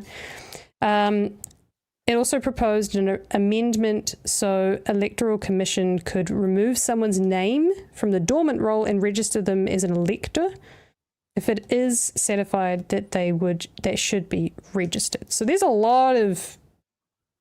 This is interesting because there's a lot of putting fingers in pies here. Oh, yeah. So no, I'm not fiddling with stuff that seems like interventions. I don't know. Just first thing comes to mind anyway. They repealed the plain language. Yeah. Wouldn't that be nice? No, they did. Ah. They did. They just repealed it. That's why I wish they didn't. Yeah, I know. Yeah. It's a differing view on the bill. Labor said the government's suggestion the bill was necessary to improve the timeliness, efficiency, integrity, and resilience of elections was a fiction, and the bill would roll back one of the most accessible voting systems in the world. Much of this legislation has the effect of suppressing voting. We are deeply concerned that many people will be unable to vote at the next election and either be refused access to the ballot box or have their vote disallowed because they did not appropriately update their enrolment before voting commenced. If this occurs, there is a real risk that the legitimacy of the outcome of the election will be undermined. Green Party also considered it concerning that the flexibility would be removed. Voting habits for life are formed during these formative years. So if our election settings are permissive of the busyness and chaos of everyday life, particularly for young people, this will have flow-on lifelong effects. Greens also oppose the prisoner voting ban in the strongest possible terms. When a person is sentenced to a term of imprisonment, they relinquish their freedom of movement. People in custody do not relinquish their human rights, nor their civic rights, or any set of rights besides freedom of movement. Party Māori also opposed the bill, claiming it would rig the next election in the government's favour. This bill would disproportionately impact our rangatahi, Māori, Pacifica and Asian communities, and a majority of the disenfranchised voters would not support any of the government parties. Takuta Ferris said the expansion of treating offences was criminalising tikanga, and the earlier enrolment deadline ignores the lived realities of Māori voters. Attorney General Jonathan Collins found the bill to be inconsistent with the Bill of Rights Act and indicated 100,000 people or more people could be directly or indirectly disenfranchised by the rules banning enrolment in the final 13 days before the election. Collins also found the blanket disqualification from registration for people in prison would disenfranchise people who had a right to vote and could not be justified. This is your party, Judith. Do not understand that. And my favourite thing of all of this, the committee received 2,738 written submissions from 2,708 submitters. The Ministry of Justice found that 80% of submitters opposed the bill, with 0.5% supporting it. Apparently, this is democracy. Apparently. Yeah. That's what they reckon. Fun times. And if you do look at the regulatory impact statement, they're on rangatahi and Māori and stuff in their favourite little thing, my favourite little thing. Hell yeah. this guy, there is upholds Te Tiriti o Waitangi is mentioned in there as well. So, and the option that they plan on doing, which was that one, negative. Oh, no, hang on, this one was the preferred. Nah. Anything that had So- positive outcomes? Fuck no. Yeah. Isn't this like the second time we've looked at a matrix that the government just went and picked the worst thing on? At least. I don't know. I mean, that was just one. I know that was all of them. Yeah. But anyways, that's where we're at. I agree with That's all. Scruffdor. Who wrote this? I want to send them a poorly worded email. Give them a fucking migraine like they just gave me one. Also, yeah, I think we should do democracy sausages. I think we should copy Australia in this. I'm gonna keep saying it. Should be legally mandated. Can we have like a barrier that's like you have voted barrier, you have not voted barrier, and then like if you're on the you have voted barrier, when you come out the room, you go straight to your sausage sizzle. I think that's called And then segregation. No. It's called not treating. It's called not treating on election day and campaigning. So if you want your sausage, you gotta vote. Oh. If you want If that you haven't sausage, voted, you gotta vote. we can't be anywhere near you with our sausage sizzle because that would be electioneering. So John Key hot dog democracy sausage. Oh, that's good. That's too good. all right. Let's finish this up. All right. Magenta. All right. What do I got? We spent my I know 5 I have minutes just trying to figure out the bloody voting rules for prisoners. Oh, Fucking hell. to be fair, again, so convoluted. If we didn't have the chat, we would all just be like scratching our head. Right. Oh yeah, that's right. There's that one, and that can be a fun little one to end on. So let me just share my screen since it likes to fucking. I swear, StreamYard's made it a little more difficult again. Oh yes, so this one's not a fun one, but this is an important update. I guess it's not on the screen yet. There we go. Israel has violated the Gaza ceasefire 497 times in 44 days. This was 4 days ago, so it could be updated, but I just thought that was really important to just remind us that Israel is still violating their ceasefire, I guess. Yes, actually, I gotta zoom in on this one. So, I just thought this was a really sweet comment that I saw in the live the other night. Can I just say, I don't think I would have gone out of my way to say that BHN was being done super polished. Another week of technical failures by the Bradbury Group makes BHN look super pro. So shout out Bomber for showing why we're number one. Yes, I'm going to flex. You mean like that extremely loud intro that they haven't fixed for... Oh, to be fair, I how haven't watched knows much long? of it. I think, I did watch I think I saw a little bit when Debbie's was muted. And then I think the episode they had last Tuesday, Hooten, Craig Rennie, they were all like muted and they couldn't figure it out. It was pretty funny, I'm not going to lie. They have a proper studio too. There's like I 3 or 4 know. cameras. They have like all have nice Money? headphones and mics, and yet they can't do a simple thing like an unmute. Come on, guys. Come on. I know. Actually, I saw some news that I thought you might be happy about. This came out yesterday. Millennials are the first generation to move left as they age, rewriting the rules I of did see Australian that. politics. Yes, and I know we've said it before, but look, we were right. Well, we left actually. But the thing that did come to mind when I saw that was just like, yeah, because our generation is like getting fucked over. So of course we got to continue to go left. Whereas generations before us, they were like, no, the settings are working for me. Don't change them. So they went conservative. Exactly. So that's probably why you've seen people going, let's fucking change the system. This sucks. Oh, totally. And this is just something stupid as fuck, but I feel like we need that after all the seriousness of tonight. So there's a man who's just gone ahead and taken any Lego thing and tried to turn it into a Millennium Falcon. I'll take it. What a nerd. I love Right? It's so good. I love it so much. Like Disney Princess. The Disney stuff. Super Wow. Mario. It's just, it's so funny. But that was just something dumb that I thought we could have a look at. And then we'll finish off on our memes. That is so dumb. I but know, love it. right? But also, I love that kind of creativity of just being like, yeah, I mean, it says I should make this, but like, what if I tried something else? Like, I got a whole bunch of Harry Potter Lego like dot art stuff, but there's heaps of people who have gone and they've actually made patterns for completely different artworks. So you can still use what you've got, but maybe not, you know, make a Harry Potter thing. Also, I got them for free because a rainbow organization was trying to get rid of them. It's too good. And then we'll get that off the stage and we'll chuck up our last couple of memes and comments. Isn't it so nice to have control? And Oh not my have god, to so wait for me to I'm put gonna stuff. I can just message sit Chewie. back. I'm gonna message Chewie after this, be like, bro, you can get into he was so sad not being able to highlight comments. I felt really bad for him. Yes, a couple of things I thought were funny.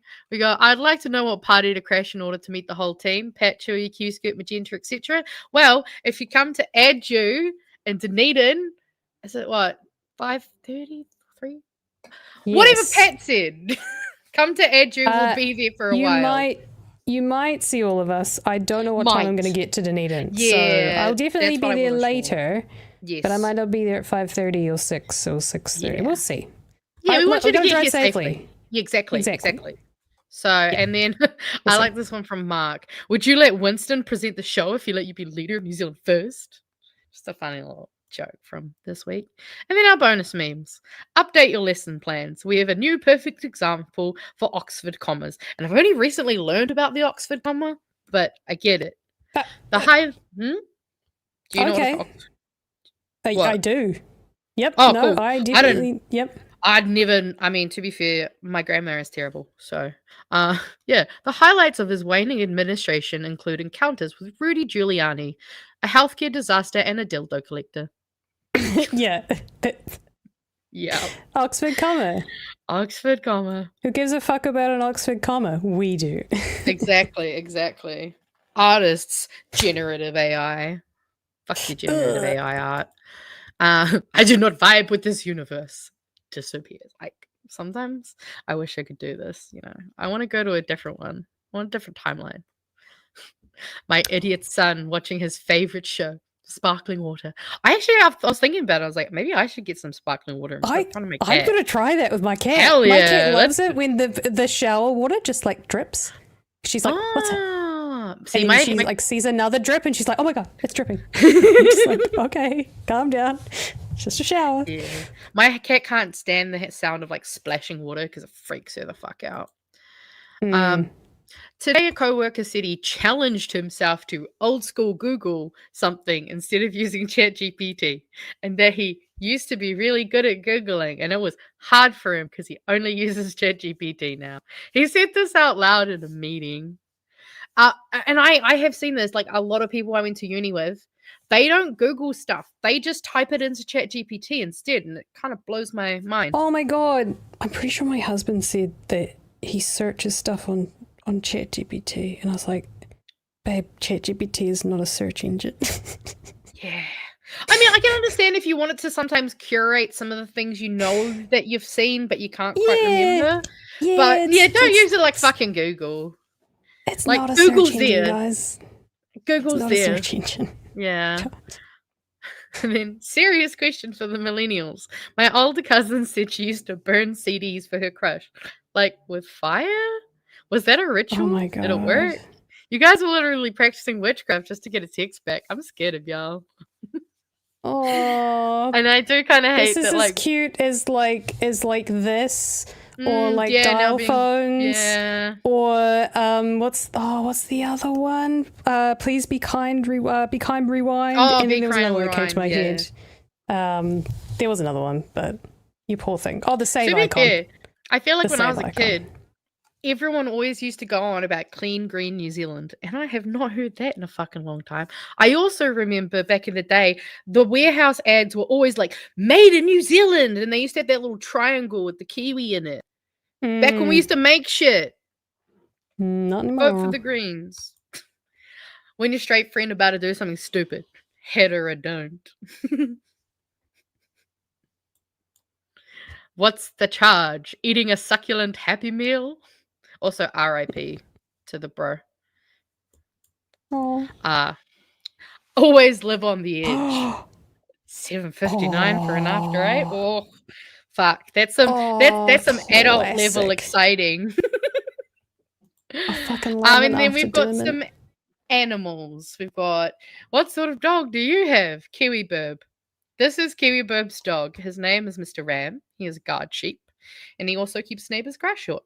Best fluffy grass muncher. Aw. And he gets all the treats and pets. He's very cute.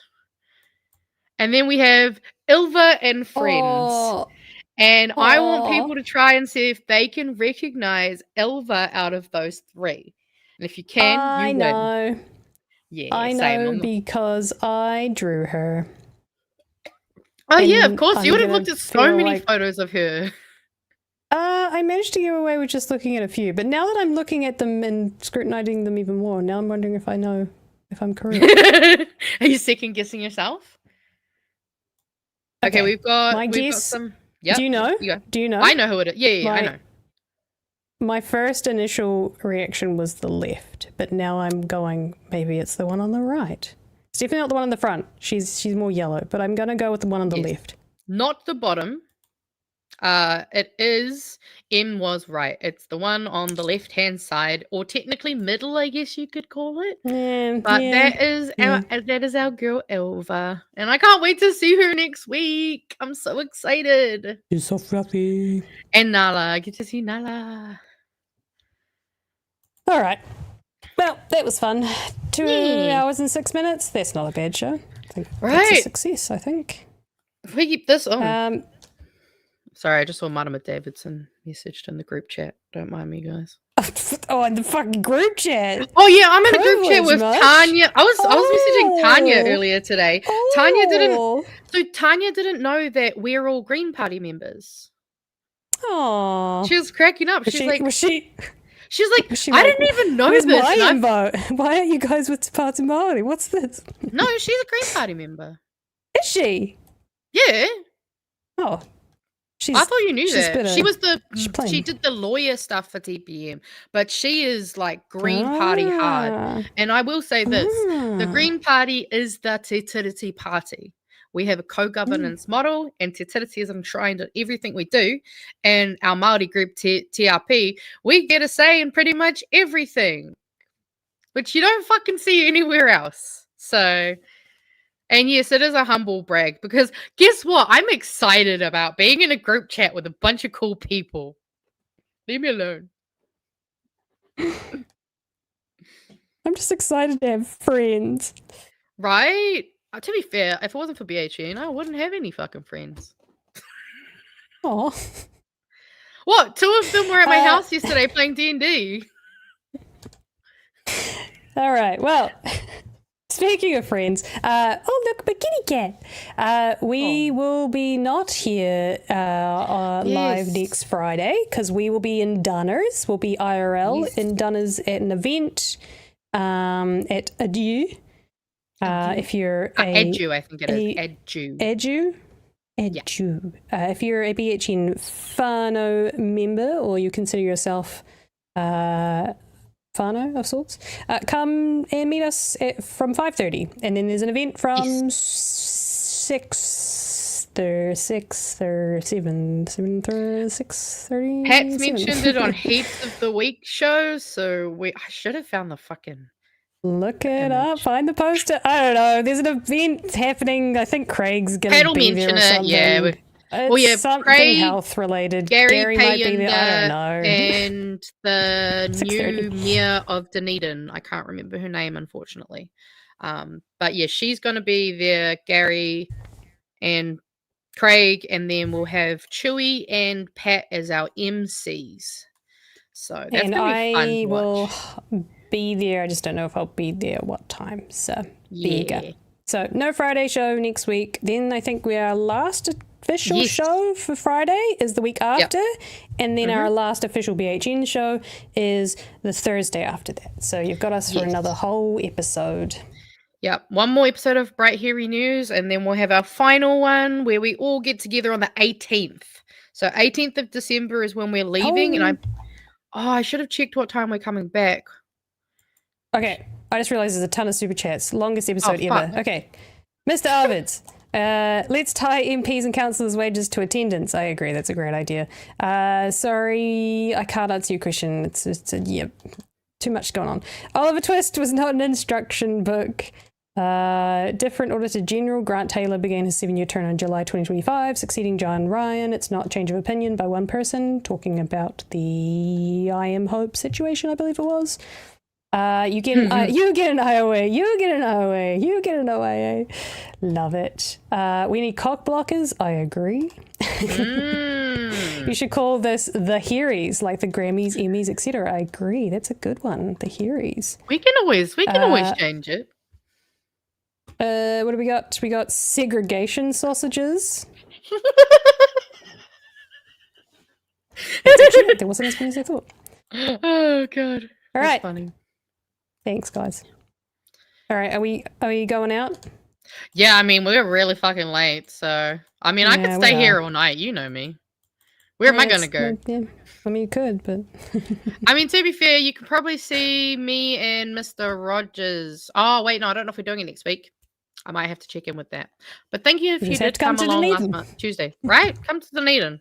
I think come Pat to mentioned Dunedin. something about cameras getting set up in a place, and I have no idea what that means. He's got plans on plans, Fano, so. I know things. I know Aw, things. You'll have to tell me after.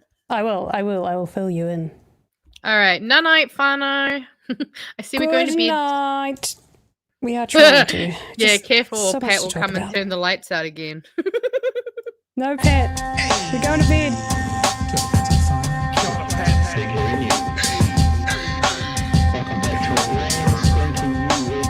Help us settle a debate, whether it be thoughtful or funny, even if we're all creatures of hate. It's a fine line that we're walking together. For better, push aside the temptation to berate. Let's take a note of the corners we stand in. As many points as the hairs on my chinny chin chin. When the news that we're watching is hairy, knowing all the things that we need to be wary of. Like the rich have the hand out for rewards, while the many have to work out what they can afford. And the rest of us ain't paying attention, or maybe have questions we're too worried to mention. Other media is still dwelling on trivial facts, vetting peas from the rice and the mice from the rats, and picking and choosing a warpath to run, and linking ourselves with the hill to die on. It's gotta come down to a welcoming vibe, with an A and a sub and a higher in mind. All heavily either this way or that, and we'll be analyzed by both Chewie and Pat. With the evil in the world trying to mess with your head, and you're sitting on the couch, you're thinking chivalry's dead. Each night, 2 nights, they're gonna sing you to bed. It's Big Hairy News. Thank you, everybody, for watching. I hope you enjoyed it. I hope we entertained you on this wonderful Friday evening. We'll see you in Dunedin if you're going to be there. Otherwise, the boys will be with you Monday night from 9 p.m. Any last words, Magenta? If you're not signed up to be a Greens member, it's like $5 if you're poor. Go do it. Otherwise, Great keep cool after idea. school, Fano. Wonderful. Have a wonderful weekend, everybody. See you later. Jenny. Bye-bye. Yeah.